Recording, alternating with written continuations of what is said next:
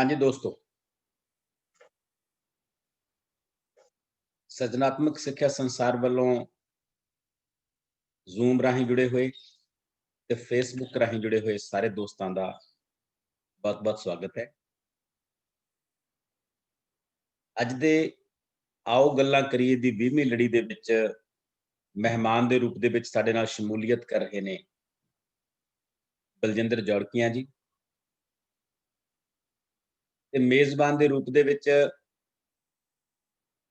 ਇਸ ਵਕਤ ਮੇਰੇ ਨਾਲ ਸਾਡੀ ਐਡਮਿਨ ਟੀਮ ਗੁਰਨੈਬ ਮੰਘਾਣੀਆਂ, ਡਾਕਟਰ ਇੰਦਰਪ੍ਰੀਤ ਧਾਮੀ, ਨਵਨੀਤ ਕੱਕੜ, ਰੁਪਿੰਦਰ ਮੈਡਮ ਤੇ ਕੋ-ਹੋਸਟ ਦੇ ਰੂਪ ਦੇ ਵਿੱਚ ਸੁਖਜੀਵਨ। ਅਸੀਂ ਸਾਰੇ ਤੁਹਾਨੂੰ ਸਾਰਿਆਂ ਨੂੰ ਜੀ ਆਇਆਂ ਆਖਦੇ ਹਾਂ। ਆਓ ਗੱਲਾਂ ਕਰੀਏ ਸਾਡੇ ਇਹ ਸਿਰਜਣਾਤਮਕ ਸਿੱਖਿਆ ਸੰਸਾਰ ਦਾ ਇੱਕ ਬਹੁਤ ਖੂਬਸੂਰਤ ਮਾਧਿਅਮ ਹੈ, ਖੂਬਸੂਰਤ ਪ੍ਰੋਗਰਾਮ ਹੈ, ਜਿਹਦੇ ਵਿੱਚ ਹਰ ਵਾਰ ਅਸੀਂ ਸਿੱਖਿਆ ਸਰੋਕਾਰਾਂ ਨਾਲ ਜੁੜੀ ਕਿਸੇ ਸ਼ਖਸੀਅਤ ਨੂੰ ਤੁਹਾਡੇ ਰੂਬਰੂ ਕਰਦੇ ਹਾਂ। ਸਿੱਖਿਆ ਦੇ ਸਰੋਕਾਰ ਬਹੁਤ ਵਸੀਹ ਨੇ। ਉਹਦੇ ਵਿੱਚ ਇੱਕ ਪਾਸੇ ਸਾਡਾ ਅਧਿਆਪਕ ਹੈ, ਦੂਜੇ ਪਾਸੇ ਸਾਡਾ ਵਿਦਿਆਰਥੀ ਹੈ, ਉਹਦੇ ਨਾਲ ਸਾਡਾ ਪ੍ਰਸ਼ਾਸਨ ਹੈ, ਸਰਕਾਰਾਂ ਨੇ, ਮਾਪੇ ਨੇ, ਸਿੱਖਿਆ ਨੀਤੀ ਹੈ ਤੇ ਹੋਰ ਬਹੁਤ ਕੁਝ ਹੈ ਜਿਹੜਾ ਸਿੱਖਿਆ ਸੰਸਾਰ ਦੇ ਨਾਲ ਜੁੜਦਾ ਹੈ। ਤੇ ਅਸੀਂ ਕੋਸ਼ਿਸ਼ ਕੀਤੀ ਹੈ ਕਿ ਇਹਨਾਂ ਸਾਰੇ ਇਸ਼ੂਸ ਨਾਲ ਵੱਖ-ਵੱਖ ਸਮਿਆਂ ਤੇ ਸੰਵਾਦ ਰਚਾਈਏ। ਅੱਜ ਦਾ ਜਿਹੜਾ ਵਿਸ਼ਾ ਹੈ ਉਹ ਵੀ ਬਹੁਤ ਮਹੱਤਵਪੂਰਨ ਹੈ ਤੇ ਜੋ ਵਿਅਕਤੀ ਸਾਡੇ ਨਾਲ ਜੁੜੇ ਹੋਏ ਨੇ, ਜੋ ਸ਼ਖਸੀਅਤ ਸਾਡੇ ਨਾਲ ਜੁੜੇ ਹੋਏ ਨੇ, ਉਹ ਵੀ ਬਹੁਤ ਮਹੱਤਵਪੂਰਨ ਨੇ। ਵਿਸ਼ਾ ਹੈ ਅਜੋਕੇ ਦੌਰ ਦੇ ਵਿੱਚ ਅਧਿਆਪਕ ਦੀ ਭੂਮਿਕਾ ਤੇ ਸ਼ਖਸੀਅਤ ਨੇ ਬਲਜਿੰਦਰ ਜੌੜਕੀਆਂ। ਪਹਿਲਾਂ ਮੈਂ ਬਲਜਿੰਦਰ ਜੌੜਕੀਆਂ ਬਾਰੇ ਸੰਖੇਪ ਗੱਲਬਾਤ ਕਰੂੰਗਾ। ਬਲਜਿੰਦਰ ਜੌੜਕੀਆਂ ਨਾਲ ਮੇਰੀ ਪਹਿਲੀ ਜਾਣ ਪਛਾਣ ਤਾਂ ਇਹ ਹੈ ਕਿ ਬਲਜਿੰਦਰ ਜੌੜਕੀਆਂ ਮੇਰੇ ਬਹੁਤ ਕਰੀਬੀ ਮਿੱਤਰ ਨੇ। ਅਸੀਂ ਬਹੁਤ ਲੰਮਾ ਸਮਾਂ ਮਾਨਸਾ ਡਿਸਟ੍ਰਿਕਟ ਦੇ ਵਿੱਚ ਸਿੱਖਿਆ ਦੇ ਖੇਤਰ ਦੇ ਵਿੱਚ ਕੰਮ ਕੀਤਾ ਹੈ ਤੇ ਅੱਜ ਕੱਲ ਇਹ ਡਿਸਟ੍ਰਿਕਟ ਮੈਂਟਰ ਦੇ ਤੌਰ ਤੇ ਕੰਮ ਕਰ ਰਹੇ ਨੇ ਇੰਗਲਿਸ਼ ਦੇ ਵਿੱਚ ਤੇ ਸੋਸ਼ਲ ਸਟੱਡੀਜ਼ ਦੇ ਵਿੱਚ। ਤੇ ਇਹ ਦੋ ਫਰੰਟਾਂ ਤੇ ਇਹਨਾਂ ਦਾ ਕੰਮ ਬਹੁਤ ਵੱਡਾ ਹੈ। ਅਧਿਆਪਕ ਦੇ ਤੌਰ ਤੇ ਤਾਂ ਕੰਮ ਕਰ ਹੀ ਰਹੇ ਨੇ ਲਗਾਤਾਰ, ਪਰ ਅਧਿਆਪਕ ਦੇ ਨਾਲ ਅਧਿਆਪਕ ਦੀ ਭੂਮਿਕਾ ਨੂੰ ਸਮਝਣ ਲਈ, ਅਧਿਆਪਕਾਂ ਦੀ ਭੂਮਿਕਾ ਨੂੰ ਹੋਰ ਮਜ਼ਬੂਤ ਕਰਨ ਲਈ, ਅਧਿਆਪਕ ਦੀ ਭੂਮਿਕਾ ਨੂੰ ਹੋਰ ਪੁਖਤਾ ਕਰਨ ਲਈ ਬਹੁਤ ਵੱਡੇ ਪੱਧਰ ਤੇ ਯਤਨ ਕਰਦੇ ਨੇ ਤੇ ਪਿਛਲੇ ਲਗਭਗ 10-12 ਸਾਲਾਂ ਤੋਂ ਇਸ ਪ੍ਰਬੰਧਕੀ ਪੋਸਟ ਦੀਆਂ ਜ਼ਿੰਮੇਵਾਰੀਆਂ ਵੀ ਨਾਲ ਨਿਭਾ ਰਹੇ ਨੇ। ਡਿਸਟ੍ਰਿਕਟ ਮੈਂਟਰ ਹੋਣਾ ਇੱਕ ਪਾਸੇ ਪ੍ਰਬੰਧਕੀ ਪੋਸਟ ਹੈ, ਦੂਜੇ ਪਾਸੇ ਸਿਰਜਣਾਤਮਕ ਪੋਸਟ ਹੈ, ਕਿਉਂਕਿ ਤੁਸੀਂ ਇੱਕ ਵਿਸ਼ੇ ਦੇ ਉੱਤੇ ਕੰਮ ਕਰਦੇ ਹੋਏ ਉਹਦੇ ਵਿੱਚ ਬਹੁਤ ਸਾਰੇ ਪ੍ਰਯੋਗ ਕਰਨੇ ਹੁੰਦੇ ਨੇ, ਬਹੁਤ ਕੁਝ ਨਵਾਂ ਕਰਨਾ ਹੁੰਦਾ ਹੈ, ਅਧਿਆਪਕ ਦੀਆਂ ਸੀਮਾਵਾਂ ਨੂੰ ਵੀ ਪਹਿਚਾਨਣਾ ਹੁੰਦਾ ਹੈ ਤੇ ਅਧਿਆਪਕ ਦੀਆਂ ਸੰਭਾਵਨਾਵਾਂ ਨੂੰ ਵੀ ਪਹਿਚਾਨਣਾ ਹੁੰਦਾ ਤੇ ਉਸ ਤੋਂ ਬਾਅਦ ਉਹਨੂੰ ਨਵੇਂ ਦੌਰ ਦੇ ਨਵੇਂ ਪੈਮਾਨਿਆਂ ਦੇ ਨਾਲ ਜੋੜਨਾ ਹੁੰਦਾ ਤੇ ਬਲਜਿੰਦਰ ਜੌੜਕੀਆਂ ਇਹ ਕੰਮ ਬਾਖੂਬੀ ਨਿਭਾ ਰਹੇ ਨੇ। ਇਸ ਦੇ ਨਾਲ ਬਲਜਿੰਦਰ ਜੌੜਕੀਆਂ ਜੇ ਮੈਂ ਇਹਨਾਂ ਦੀ ਸਿਰਜਣਾਤਮਕ ਸ਼ਖਸੀਅਤ ਦੀ ਗੱਲ ਕਰਾਂ ਤਾਂ ਬਹੁਤ ਖੂਬਸੂਰਤ ਲਿਖਦੇ ਨੇ।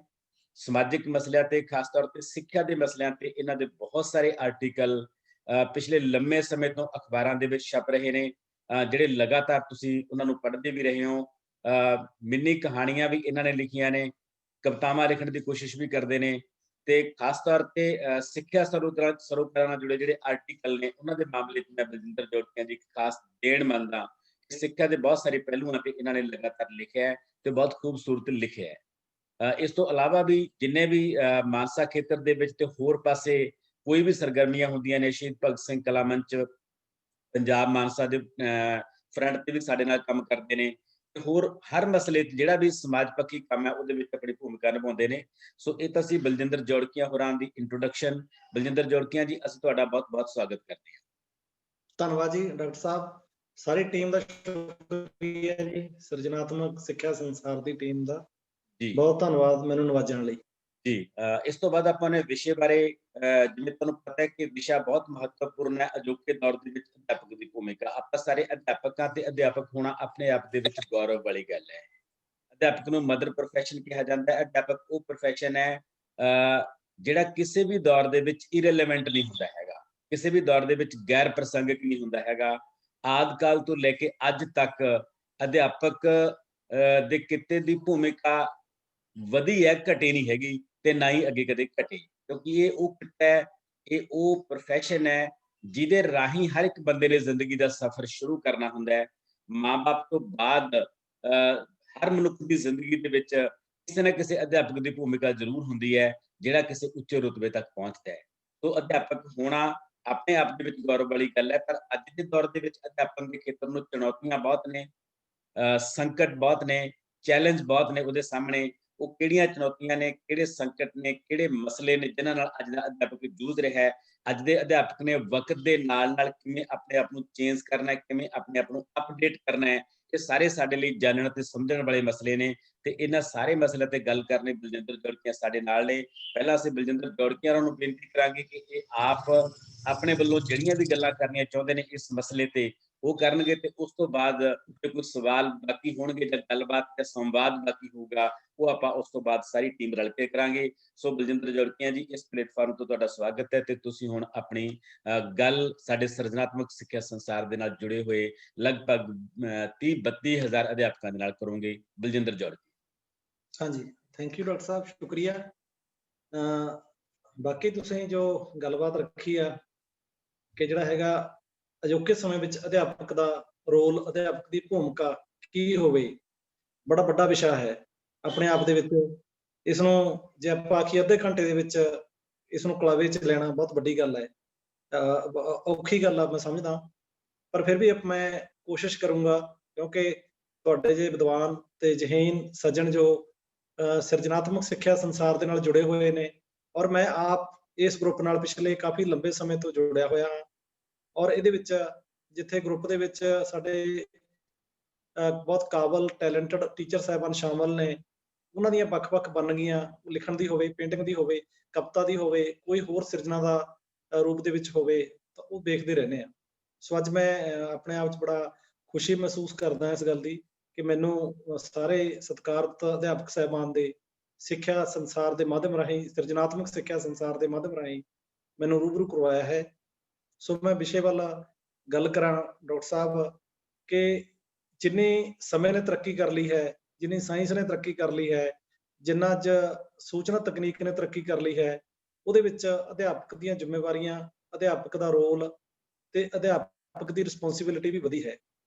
ਇੱਕ ਸਮਾਂ ਸੀ ਕਿ ਅਧਿਆਪਕ, ਅਸੀਂ ਜੇ ਬਿਲਕੁਲ ਪਿੱਛੇ ਜਾਈਏ ਕਾਫੀ ਲੰਬਾ ਸਮਾਂ, ਕਿ ਜਦੋਂ ਡੇਰਿਆਂ ਦੇ ਵਿੱਚ ਜਾਂ ਧਾਰਮਿਕ ਸੰਸਥਾਵਾਂ ਦੀ ਪੜ੍ਹਾਈ ਹੁੰਦੀ ਸੀ, ਬੱਚਿਆਂ ਨੂੰ ਊੜਾ ਐੜਾ ਈੜੀ ਸਿਖਾਈ ਜਾਂਦੀ ਸੀ, ਤਾਂ ਉਸ ਤੋਂ ਬਾਅਦ ਸਕੂਲ ਹੋਂਦ ਵਿੱਚ ਆਏ।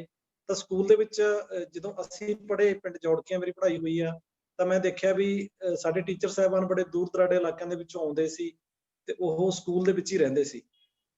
ਉੱਥੇ ਅਸੀਂ ਉਹਨਾਂ ਦੀ ਜਿਹੜੀ ਟਹਿਲ ਸੇਵਾ ਜਾਂ ਇੱਕ ਫਖਰ ਸਮਝਦੇ ਸੀਗੇ ਵੀ ਸਾਡੇ ਗੁਰੂ ਨੇ ਉਹਨਾਂ ਨੂੰ, ਉਹਨਾਂ ਦੀ ਸੇਵਾ ਕਰਨੀ। ਬੜੇ ਕੋਈ ਲੁਧਿਆਣੇ ਤੋਂ, ਕੋਈ ਪਟਿਆਲੇ ਤੋਂ, ਤੇ ਪਿੰਡਾਂ ਦੇ ਵਿੱਚ ਹੀ ਅਧਿਆਪਕ ਰਹਿੰਦੇ ਸੀ ਤੇ ਪਿੰਡਾਂ ਦੇ ਵਿੱਚ ਹੀ ਉਹਨਾਂ ਦਾ ਬੜਾ ਵੱਡਾ ਸਤਿਕਾਰ ਹੁੰਦਾ ਸੀ।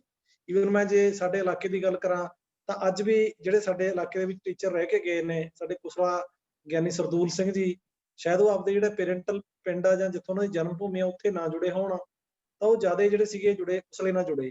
ਉਸ ਤੋਂ ਬਾਅਦ ਸਾਡੇ ਉਲਕ ਵਿਖੇ ਡਰਾਇੰਗ ਟੀਚਰ ਸੀਗੇ, ਉਹਨਾਂ ਦਾ ਨਾਂ ਓਮਕਾਰ ਸਿੰਘ ਸਰ, ਤੇ ਉਹ ਉਲਕ ਦੇ ਵਿੱਚ ਨਹੀਂ, ਆਸੇ-ਪਾਸੇ ਕਈ ਪਿੰਡਾਂ ਦੇ ਵਿੱਚ ਉਹਨਾਂ ਨੇ ਬੱਚਿਆਂ ਨੂੰ ਮੋਟੀਵੇਟ ਕੀਤਾ। ਸੋ ਇਸ ਤਰ੍ਹਾਂ ਦੀਆਂ ਉਦਾਹਰਨਾਂ ਸੀਗੀਆਂ। ਪਰ ਡਾਕਟਰ ਸਾਹਿਬ ਸਮੇਂ ਨੇ ਇਹੋ ਜਿਹੀ ਕਰਵਟ ਲਈ ਕਿ ਸਾਡੇ ਅੰਦਰ ਜਿਹੜੀ ਹੈਗੀ ਆ, ਜੇ ਸਾਇੰਸ ਨੇ ਤਰੱਕੀ ਕੀਤੀ ਹੈ ਤਾਂ ਸਾਡੇ ਅੰਦਰ ਕਾਹਲ ਵੀ ਬਹੁਤ ਵੱਧ ਗਈ ਹੈ। ਸਾਡੇ ਅੰਦਰ ਕੰਮਾਂ ਨੂੰ ਛੇਤੀ ਨਿਬੇੜਨ ਦੀ ਕਾਹਲ ਵੀ ਵੱਧ ਗਈ ਹੈ। ਜਿਹੜੀ ਐਜੂਕੇਸ਼ਨ ਹੈ, ਇਹ ਇੱਕ ਸਹਿਜ ਤੇ ਸਰਲ ਪ੍ਰਕਿਰਿਆ ਹੈ। ਜਿਸ ਤਰ੍ਹਾਂ ਆਪਾਂ ਕਹਿ ਲਈਏ ਮੂੰਗੀ ਦੀ ਦਾਲ ਇੱਕ ਪ੍ਰੈਸ਼ਰ ਕੁੱਕਰ ਦੀ ਤੇ ਇੱਕ ਜਿਹੜੀ ਹੈਗੀ ਆ ਹਾਰੇ ਦੀ ਜਿਹੜੀ ਦਾਲ ਆ, ਉਹਦਾ ਬੜਾ ਫਰਕ ਹੁੰਦਾ ਹੈ। ਸੋ ਇੱਥੇ ਮੈਂ ਤੁਲਨਾਤਮਕ ਇਹ ਤੁਲਨਾ ਤਾਂ ਕੀਤੀ ਹੈ ਕਿ ਜਿਹੜੀ ਸਿੱਖਿਆ ਹੈਗੀ ਆ, ਇਹਨੂੰ ਅਸੀਂ ਕੋਈ ਇਸ ਤਰ੍ਹਾਂ ਨਹੀਂ, ਕੋਈ ਸਿਰਿੰਜ ਰਾਹੀਂ ਜਾਂ ਕੋਈ ਇੰਜੈਕਸ਼ਨ ਰਾਹੀਂ ਬੱਚੇ ਦੇ ਅੰਦਰ ਠੋਸ ਦਈਏ, ਤਾਂ ਉਸ ਨੂੰ ਸਾਨੂੰ ਹੌਲੀ ਹੌਲੀ ਇੱਕ ਸਲੋ ਪ੍ਰੋਸੈਸ ਦੇ ਰਾਹੀਂ ਬੱਚੇ ਨੂੰ ਤਿਆਰ ਕਰਨਾ ਹੁੰਦਾ ਹੈ। ਔਰ ਇੱਕ ਫਰੰਟ ਤੋਂ ਨਹੀਂ, ਬਹੁਤ ਸਾਰੇ ਫਰੰਟਾਂ ਤੋਂ, ਬਹੁਤ ਸਾਰੇ ਐਂਗਲਾਂ ਤੋਂ ਬੱਚੇ ਨੂੰ ਅਸੀਂ ਪ੍ਰਤਿਭਾ ਪਛਾਣਨੀ ਹੁੰਦੀ ਹੈ। ਤੇ ਨਾਲ ਹੀ ਅਸੀਂ ਜਿਹੜਾ ਹੈਗਾ ਉਹਨਾਂ ਦੇ ਮਾਪਿਆਂ ਨਾਲ, ਸਮਾਜ ਨਾਲ ਵੀ ਇੱਕ ਵਾਹ ਵਾਸਤਾ ਰੱਖਣਾ ਹੁੰਦਾ ਹੈ। ਹੁਣ ਜੇ ਅਸੀਂ ਦੇਖੀਏ ਕਿ ਮੈਨੂੰ ਲੱਗਦਾ ਹੁੰਦਾ ਕਈ ਵਾਰੀ ਜਦੋਂ ਮੈਂ ਐਜ ਡਿਸਟ੍ਰਿਕਟ ਮੈਂਟੋਰ ਜ਼ਿਲ੍ਹੇ ਦੇ 195 ਸਕੂਲ ਨੇ ਜਾਂ ਸਟੇਟ ਲੈਵਲ ਤੇ ਵਿਚਰਦਾ, ਜਾਂ ਤੁਹਾਡੇ ਵਰਗੇ ਸਤਿਕਾਰਤ ਜਾਂ ਅਦੀਬ ਸੱਜਣਾ ਨਾਲ ਗੱਲ ਹੁੰਦੀ ਹੈ, ਤਾਂ ਉੱਥੇ ਅਸੀਂ ਦੇਖਦੇ ਹਾਂ ਸਾਡੇ ਅੰਦਰ ਇੱਕ ਹੈਗਾ ਵੀ ਜਿਹੜੇ ਟੀਚਰ ਸਾਹਿਬਾਨ ਨੂੰ ਕੰਪਿਊਟਰ ਨਹੀਂ ਆਉਂਦਾ, ਜਿਹੜੇ ਇੰਗਲਿਸ਼ ਦੇ ਵਿੱਚ ਫਲੂਐਂਟ ਨਹੀਂ, ਤਾਂ ਉਹ ਕਿਤੇ ਨਾ ਕਿਤੇ ਇੱਕ ਅਧੂਰਾ ਸਮਝਿਆ ਜਾਂਦਾ ਆਪਣੇ ਆਪ ਨੂੰ, ਵੀ ਸਾਡੇ ਵਿੱਚ ਕੋਈ ਕਮੀ ਹੈ, ਇਹ ਸਾਡਾ ਪਾਰਟ ਵੀਕ ਹੈ। ਇਹ ਅਸੀਂ ਕਿਉਂ ਸੋਚਣ ਲੱਗੇ, ਇਹ ਚੀਜ਼ਾਂ ਕਿਉਂ ਸਾਡੇ ਵਿੱਚ ਆਈਆਂ? ਕਿਉਂਕਿ ਸਾਡਾ ਜਿਹੜਾ ਆਲਾ ਦੁਆਲਾ, ਉਹਦੀਆਂ ਇਹ ਲੋੜਾਂ ਬਣ ਗਈਆਂ। ਅਸੀਂ ਡੇਟਾ ਐਨਾਲਿਸਿਸ ਦੀ ਗੱਲ ਕਰ ਲਓ ਜਾਂ ਕੰਪੈਰੀਜ਼ਨ ਦੀ ਗੱਲ ਕਰ ਲਓ, ਤਾਂ ਇਹਨਾਂ ਚੀਜ਼ਾਂ ਦੇ ਵਿੱਚ ਅੱਜ ਟੀਚਰ ਨੂੰ ਜਿਹੜਾ ਹੈਗਾ, ਸਾਡੇ ਅਧਿਆਪਕ ਨੂੰ ਪ੍ਰਵੀਨ ਹੋਣ ਦੀ ਬਹੁਤ ਜ਼ਿਆਦਾ ਲੋੜ ਹੈ। ਔਰ ਕੋਈ ਅਜਿਹੀ ਚੀਜ਼ ਨਹੀਂ ਜਿਹੜੀ ਨਾ ਆ ਸਕਦੀ ਹੋਵੇ, ਜਿਹੜੀ ਅਸੰਭਵ ਹੋਵੇ, ਜਿਹੜੀ ਔਖੀ ਹੋਵੇ, ਕੋਈ ਇਸ ਤਰ੍ਹਾਂ ਦੀ ਗੱਲ ਨਹੀਂ। ਔਰ ਮੈਂ ਸਮਝਦਾ ਕਿ ਜੇ ਅਸੀਂ ਇੱਕ ਮੰਜ਼ਿਲ ਵੱਲ ਵੱਧਦੇ ਹਾਂ, ਇੱਕ ਟਾਰਗੇਟ ਵੱਲ ਵੱਧਦੇ ਹਾਂ, ਤਾਂ ਅਸੀਂ ਡਾਕਟਰ ਸਾਹਿਬ ਉਹਦੇ ਵਿੱਚ ਇਹ ਨਹੀਂ ਹੁੰਦਾ ਕਿ ਅਸੀਂ ਜਿਹੜਾ ਹੈਗਾ ਉਸ ਚੋਟੀ ਤੇ ਚੜ੍ਹ ਕੇ ਜਸ਼ਨ ਮਨਾਉਣੇ ਨੇ। ਜਿਹੜਾ ਕਲਾਈਮਿੰਗ ਸਾਡਾ ਸਫ਼ਰ ਹੈ, ਟਰੈਵਲ ਆ, ਜਰਨੀ ਆ ਸਾਡੀ, ਉਹਦੇ ਵਿੱਚ ਵੀ ਅਸੀਂ ਕਾਫੀ ਇੰਜੋਏ ਕਰਦੇ ਹਾਂ। ਉਹਦੇ ਵਿੱਚ ਵੱਖੋ ਵੱਖਰੇ ਪੜਾਅ ਹੁੰਦੇ ਨੇ, ਬੜੇ ਲੋਕਾਂ ਨੂੰ ਮਿਲਦੇ ਆ, ਬੜੇ ਜਿਹੜਾ ਹੈਗਾ ਉਹਦੇ ਵਿੱਚ ਅਸੀਂ ਆਲੇ ਦੁਆਲੇ ਨਾਲ ਵਾਹ ਵਾਸਤਾ ਹੁੰਦੇ ਆ। ਤਾਂ ਉਹ ਸਾਰੀਆਂ ਚੀਜ਼ਾਂ ਅਧਿਆਪਕ ਦੇ ਵਿੱਚ ਹੈਗੀਆਂ। ਮੈਂ ਸਮਝਦਾ ਸੁਭਾਅ ਦਾ ਹਿੱਸਾ ਜਿਹੜਾ ਉਹ ਹੋਣੀਆਂ ਚਾਹੀਦੀਆਂ ਨੇ ਜੀ। ਅਗਲੀ ਗੱਲ ਮੈਂ ਡਾਕਟਰ ਸਾਹਿਬ ਕਰਾਂ, ਜਿਹੜਾ ਪੈਸ਼ਨੇਟ ਬੰਦੇ ਨੂੰ, ਸਾਰੇ ਹਰੇਕ ਨੂੰ ਪੈਸ਼ਨੇਟ ਜਿਹੜਾ ਹੈਗਾ ਪੈਸ਼ਨ ਹੋਣਾ ਚਾਹੀਦਾ ਹੈ, ਬਿਲਕੁਲ ਜਨੂਨ ਹੋਣਾ ਚਾਹੀਦਾ ਹੈ। ਜਨੂਨ ਨਾਲ ਜ਼ਿੰਦਗੀ ਆ। ਜੇ ਤੁਹਾਡੇ ਅੰਦਰ ਸਪਾਰਕ ਨਹੀਂ, ਜਨੂਨ ਨਹੀਂ, ਤਾਂ ਆਈ ਥਿੰਕ ਤੁਸੀਂ ਜਿਹੜੀ ਜ਼ਿੰਦਗੀ ਆ, ਉਹ ਆਪਾਂ ਜ਼ਿੰਦਗੀ ਇਸ ਤਰ੍ਹਾਂ ਦੀ ਗੁਜ਼ਾਰ ਰਹੇ ਹਾਂ ਕਿ ਖਾ ਲਿਆ, ਸੌਂ ਲਿਆ, ਤਾਂ ਆਪਣੀ ਜਿਹੜੀ ਸੈਂਸਿਟੀਵਿਟੀ ਆ ਜਾਂ ਸਾਡਾ ਜਿਹੜਾ ਬੌਧਿਕ ਸਤਰ ਆ, ਉਹ ਬਹੁਤਾ ਸਰਗਰਮ ਪਾਰਟ ਨਹੀਂ ਹੁੰਦਾ। ਤਾਂ ਉਹਦੇ ਵਿੱਚ ਜਦੋਂ ਅਸੀਂ ਕੋਈ ਕ੍ਰੀਏਟਿਵ ਕੰਮ ਕਰਦੇ ਆ, ਜਦੋਂ ਕੋਈ ਸਿਰਜਣਾਤਮਕ ਕੰਮ ਕਰਦੇ ਆ, ਸਾਡੇ ਅੰਦਰੋਂ ਕੁਝ ਖਾਲੀ ਹੁੰਦਾ, ਸਾਡੇ ਅੰਦਰੋਂ ਕੋਈ ਚੀਜ਼ ਬਾਹਰ ਨਿਕਲਦੀ ਆ ਤੇ ਸਾਨੂੰ ਸਕੂਨ ਮਿਲਦਾ। ਚਿੱਤਰਕਾਰ ਨੂੰ ਤਸਵੀਰ ਬਣਾ ਕੇ, ਅਧਿਆਪਕ ਨੂੰ ਪੜ੍ਹਾ ਕੇ, ਕਵੀ ਨੂੰ ਕਵਿਤਾ ਲਿਖ ਕੇ, ਤਾਂ ਇਸ ਤਰੀਕੇ ਨਾਲ ਜਿਹੜੀ ਮੈਂ ਸਮਝਦਾ ਕਿ ਜਦੋਂ ਅਸੀਂ ਕੋਈ ਕ੍ਰੀਏਟਿਵਿਟੀ ਕਰਦੇ ਆ, ਉਹ ਟੀਚਰ ਦੇ ਅੰਦਰ ਕ੍ਰੀਏਟਿਵਿਟੀ ਛੁਪੀ ਪਈ ਆ।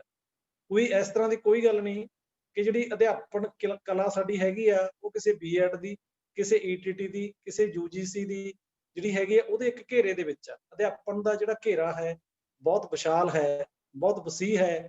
ਔਰ ਇਹਦੇ ਵਿੱਚ ਅਸੀਂ ਇਹੋ ਜਿਹੇ ਅਧਿਆਪਕ, ਇਹੋ ਜਿਹੇ ਗੁਰੂਜਨ ਇੱਥੇ ਆਏ ਨੇ ਸਾਡੇ ਕਿੱਤੇ ਦੇ ਵਿੱਚ, ਜਿਨ੍ਹਾਂ ਨੇ ਇੱਕ ਨਹੀਂ ਅਨੇਕਾਂ ਵਿਦਿਆਰਥੀਆਂ ਦੇ ਪੱਥ ਪ੍ਰਦਰਸ਼ਕ ਰਹੇ ਨੇ, ਤੇ ਉਹਨਾਂ ਦੇ ਵਿਦਿਆਰਥੀ ਉਹਨਾਂ ਨੂੰ ਮਾਣ ਨਾਲ ਕਹਿੰਦੇ ਨੇ ਕਿ ਮੈਂ ਉਹਨਾਂ ਦੇ ਜਿਹੜਾ ਹੈਗਾ ਉਹ ਮੇਰੇ ਟੀਚਰ ਰਹੇ ਨੇ। ਇਸ ਤਰ੍ਹਾਂ ਦੇ ਅਧਿਆਪਕ ਵੀ ਰਹੇ ਅੱਜ ਮੌਜੂਦ ਨੇ ਕਿ ਉਹਨਾਂ ਦੀ ਕਲਾਸ ਲੱਗੀ ਹੋਵੇ ਤੇ ਪਾਸੇ ਆ ਕੇ ਕੋਈ ਖੜ ਜੇ, ਤੇ ਉਹਨਾਂ ਨੂੰ ਇਹ ਨਹੀਂ ਪਤਾ ਲੱਗਦਾ, ਕਲਾਸ ਨੂੰ ਵੀ ਨਹੀਂ ਪਤਾ ਲੱਗਦਾ, ਟੀਚਰ ਨੂੰ ਵੀ ਨਹੀਂ ਪਤਾ ਲੱਗਦਾ ਕਿ ਕੋਈ ਪਾਸੇ ਆਸੇ ਸਾਡੇ ਕੋਈ ਆਇਆ ਹੈ, ਕਿ ਭਾਵ ਉਹ ਇੰਨਾ ਉੱਭ ਜਾਂਦੇ ਨੇ।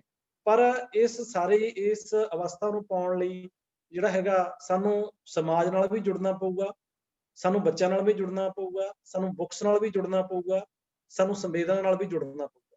ਬਹੁਤ ਸਾਰੇ ਹਮਲੇ ਨੇ ਅੱਜ ਅਧਿਆਪਨ ਤੇ। ਜੇ ਅਸੀਂ ਪ੍ਰੋਫੈਸ਼ਨਲ ਫਰੰਟ ਤੇ ਦੇਖੀਏ, ਜਿਹੜਾ ਹੈਗਾ ਸਰਕਾਰੀ ਪੱਖ ਤੇ ਦੇਖੀਏ, ਤਾਂ ਉੱਥੇ ਵੀ ਕੁਝ ਜਿਹੜੀਆਂ ਹੈਗੀਆਂ ਦਿੱਕਤਾਂ ਹੈਗੀਆਂ ਨੇ।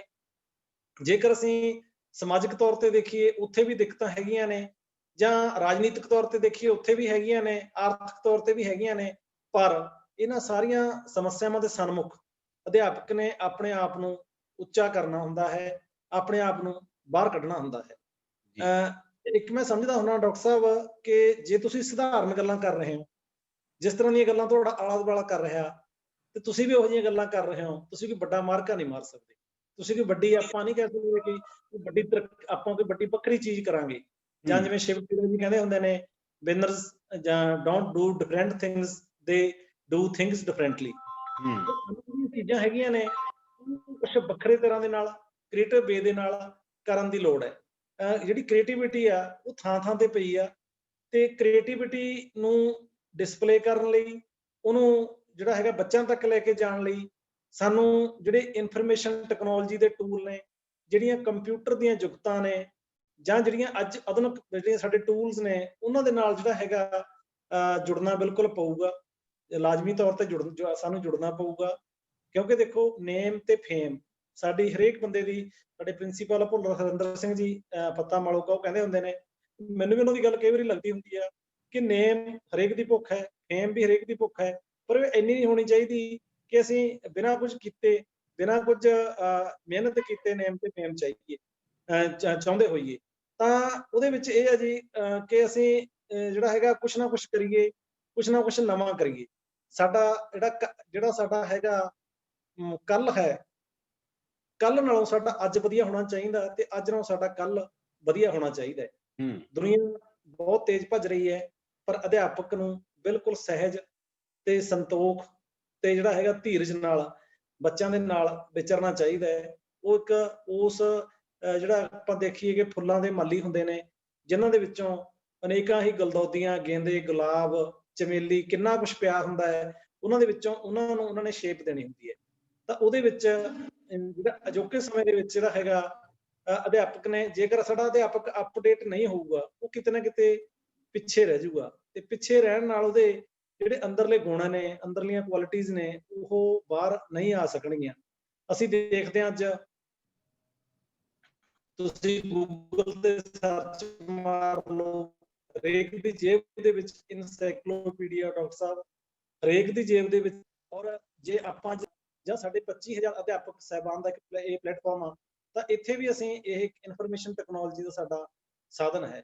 ਕਿੰਨੇ ਸਾਡੇ ਅੱਜ ਅਸੀਂ ਦੇਖ ਰਹੇ ਹਾਂ COVID-19 ਦੇ ਵਿੱਚ ਸਾਨੂੰ ਇਹ ਸੀ ਵੀ ਬੱਚੇ ਸਕੂਲ ਨਹੀਂ ਆ ਰਹੇ, ਸਾਡੇ ਸਾਹਮਣੇ ਚਿੰਤਾ ਦਾ ਪਹਾੜ ਸੀ ਕਿ ਜੀ ਬੱਚੇ ਮੋਬਾਈਲ ਨਾਲ ਜੁੜ ਜਾਣਗੇ। ਮੋਬਾਈਲ ਨਾਲ ਬੱਚਿਆਂ ਦਾ ਜੁੜਨਾ ਸਾਡਾ ਇੱਕ ਬਣਿਆ ਹੋਇਆ ਕਿ ਉਹਨਾਂ ਲਈ ਮੋਰਲ ਤੌਰ ਤੇ, ਨੈਤਿਕ ਤੌਰ ਤੇ ਉਹਨਾਂ ਦੀ ਗਿਰਾਵਟ ਦਾ ਕਾਰਨ ਬਣ ਸਕਦਾ ਹੈ।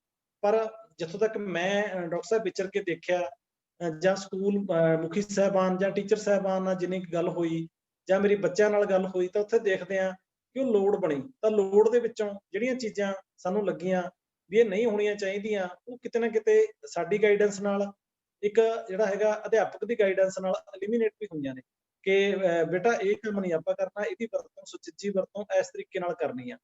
ਬਹੁਤ ਸਾਰੀਆਂ ਚੀਜ਼ਾਂ ਜੇ ਆਪਾਂ ਦੇਖੀਏ, ਅੱਜ ਜਨ ਸੰਚਾਰ ਹੋ ਰਿਹਾ, ਸਾਨੂੰ ਡਾਕਖਾਨੇ ਦਾ ਜ਼ਮਾਨਾ ਜਿਹੜਾ ਹੈਗਾ ਪਿੱਛੇ ਰਹਿ ਗਿਆ ਹੈ। ਸਾਨੂੰ ਆਪਣੇ ਸੁਨੇਹੇ ਦੇਣ ਲਈ, ਸਾਨੂੰ ਆਪਣੀਆਂ ਗੱਲਾਂ ਅੱਗੇ ਭੇਜਣ ਲਈ, ਸਾਨੂੰ ਆਪਦਾ ਰਿਸਰਚ ਵਰਕ, ਸਾਨੂੰ ਆਪਦੀ ਕ੍ਰੀਏਟਿਵਿਟੀ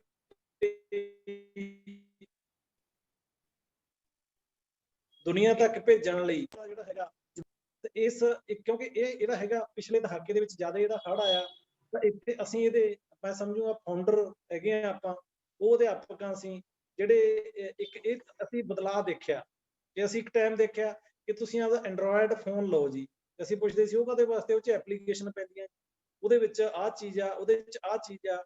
ਜਾਂ ਅਸੀਂ ਇੱਕ ਐਕਸਲ ਦੀ ਸ਼ੀਟ ਆ, ਉਹਦੇ ਵਿੱਚ ਤੁਸੀਂ ਜਿਹੜੇ ਟੀਚਰ ਸਾਹਿਬਾਨ ਨੂੰ ਕੰਮ ਕਰਨਾ ਆਉਂਦਾ, ਤਾਂ ਅਸੀਂ ਦੇਖਦੇ ਹਾਂ ਕਿ ਇੱਕ ਡੇਟਾ ਜਿਹੜਾ ਹੈਗਾ ਉਹ 10 ਮਿੰਟ ਦੇ ਵਿੱਚ, ਮੈਂ ਕਹਿੰਦਾ ਵੀ 10 ਸਾਲਾਂ ਦੀ ਮਿਹਨਤ ਆ ਜਿਹੜੀ ਉਹ ਬੰਦਾ ਮੈਨੂਅਲ ਕਰੀ ਜਾਵੇ ਤੇ ਉਹ ਉਸ ਤਰੀਕੇ ਨਾਲ ਕਰ ਦੂਗਾ। ਉਹ 'ਚ ਇੰਨੇ ਫਾਰਮੂਲੇ ਨੇ, ਇੰਨਾ ਕੁਛ ਆ।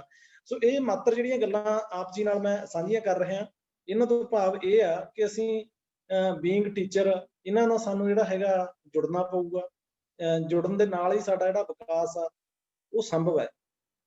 ਪਰ ਫਿਰ ਵੀ ਮੈਨੂੰ ਕਿਤੇ ਕਿਤੇ ਲੱਗਦਾ ਹੁੰਦਾ ਕਿ ਜਿਹੜੀ ਆਨਲਾਈਨ ਪੜ੍ਹਾਈ ਆ ਤੇ ਆਫਲਾਈਨ ਪੜ੍ਹਾਈ, ਆਨਲਾਈਨ ਪੜ੍ਹਾਈ ਹੈ ਜਿਹੜੀ, ਉਹ ਜਿਹੜੀ ਆਫਲਾਈਨ ਪੜ੍ਹਾਈ ਹੈ ਸਾਡੀ, ਉਹਦਾ ਸਬਸਟੀਚਿਊਟ ਨਹੀਂ ਬਣ ਸਕਦੀ। ਮੇਰਾ ਪਰਸਨਲ ਓਪੀਨੀਅਨ ਹੈ ਇਹ ਕਿ ਉਹ ਕਿਤੇ ਨਾ ਕਿਤੇ ਮੈਂ ਪੜ੍ਹ ਰਿਹਾ ਸੀ ਕਿ ਜਿਹੜੀ ਆਨਲਾਈਨ ਪੜ੍ਹਾਈ ਲਈ ਸਾਨੂੰ ਦੇਖੋ ਮਹਿੰਗੇ ਟੂਲਸ, ਮਹਿੰਗੀ ਜਿਹੜੀ ਤਕਨੀਕ ਆ ਉਹ ਵੀ ਭਾਵੇਂ ਚਾਹੀਦੀ ਹੈ, ਪਰ ਫਿਰ ਵੀ ਇੱਕ ਜਿਹੜੀ ਤੁਹਾਡੀ ਲਾਇਬ੍ਰੇਰੀ ਆ ਟੀਚਰ ਸਾਹਿਬਾਨ ਦੀ, ਹਰੇਕ ਦੇ ਘਰੇ ਲਾਇਬ੍ਰੇਰੀ ਹੋਣੀ ਚਾਹੀਦੀ ਹੈ।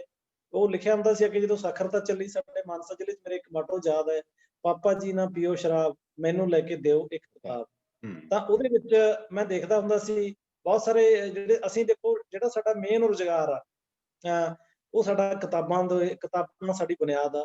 ਕਿਤਾਬਾਂ ਰਾਹੀਂ ਅਸੀਂ ਪੜ੍ਹ ਕੇ ਟੀਚਰ ਬਣੇ ਆ, ਇੱਥੋਂ ਤੱਕ ਪਹੁੰਚੇ ਆ। ਕਿਤਾਬਾਂ ਨੇ ਸਾਨੂੰ ਸੋਝ ਦਿੱਤਾ, ਕਿਤਾਬਾਂ ਨੇ ਸਾਨੂੰ ਸੂਝ ਦਿੱਤੀ ਆ, ਕਿਤਾਬਾਂ ਨੇ ਸਾਨੂੰ ਜ਼ਿੰਦਗੀ ਦਿਖਾਈ ਆ। ਮੈਂ ਤੁਹਾਡੇ ਨਾਲ ਤਕਨੀਕ ਦੀਆਂ ਗੱਲਾਂ ਕਰ ਰਿਹਾ ਸੀ, ਪਰ ਇਹਦੇ ਵਿੱਚ ਸਾਡੀ ਜਿਹੜੀ ਕਿਤਾਬਾਂ ਨੇ ਇਹਨੂੰ ਅਸੀਂ ਕਿਤੇ ਵੀ ਮਨਫੀ ਨਹੀਂ ਕਰ ਸਕਦੇ। ਔਰ ਮੈਨੂੰ ਤਾਂ ਕਿਤੇ ਕਿਤੇ ਲੱਗਦਾ ਹੁੰਦਾ ਵੀ ਜਿਸ ਤਰ੍ਹਾਂ ਆਪਾਂ ਕਹਿ ਲਈਏ ਆਰਗੈਨਿਕ ਜਿਹੜਾ ਸਟਾਈਲ ਆ ਲਾਈਫ ਦਾ, ਉਹ ਕਿਤਾਬਾਂ ਦੇ ਵਿੱਚ ਪਿਆ।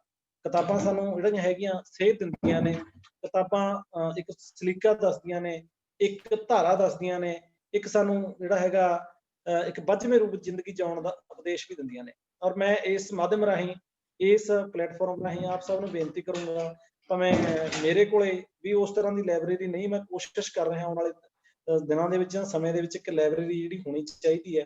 ਪਰ ਜਿੰਨੀਆਂ ਕਿਤਾਬਾਂ ਹੈਗੀਆਂ ਨੇ ਉਹਨਾਂ ਨੇ ਬੜੀ ਸੂਝ ਦਿੱਤੀ। ਪਰ ਅੱਜ ਜੇ ਅਸੀਂ ਦੇਖੀਏ, ਅੱਜ ਤੁਸੀਂ ਇੱਕ ਪੋਰਸ਼ਨ ਪੜ੍ਹਨਾ ਤਾਂ ਤੁਸੀਂ ਨੈਟ ਤੇ ਜਾ ਕੇ ਉਹ ਪੋਰਸ਼ਨ ਵੀ ਪੜ੍ਹ ਸਕਦੇ ਹੋ, ਜਿਹੜੀ ਚੀਜ਼ ਦੀ ਤੁਹਾਨੂੰ ਸਪੈਸੀਫਿਕ ਤੌਰ ਤੇ ਕੰਟੈਂਟ ਨਾਲ ਰਿਲੇਟਡ ਆ, ਤੁਹਾਡੇ ਕੋਈ ਰਿਸਰਚ ਨਾਲ ਰਿਲੇਟਡ ਆ, ਤੁਹਾਡੇ ਕੋਈ ਜਿਹੜਾ ਹੈਗਾ ਪਰਸਨਲ ਡਿਵੈਲਪਮੈਂਟ ਨਾਲ ਰਿਲੇਟਡ ਆ, ਤੁਸੀਂ ਉੱਥੇ ਨੈਟ ਤੇ ਜਾ ਕੇ ਉਹ ਚੀਜ਼ਾਂ ਪੜ੍ਹ ਸਕਦੇ ਹੋ। ਔਰ ਇਸ ਤਰ੍ਹਾਂ ਦੀ ਲਿਟਰੇਸੀ ਸਾਡੇ ਟੀਚਰ ਸਾਹਿਬਾਨ ਨੂੰ ਜਿਹੜਾ ਹੈਗਾ ਉਹਦੇ ਨਾਲ ਲੈਸ ਹੋਣਾ ਸਾਡਾ ਬਹੁਤ ਜ਼ਰੂਰੀ ਹੈ।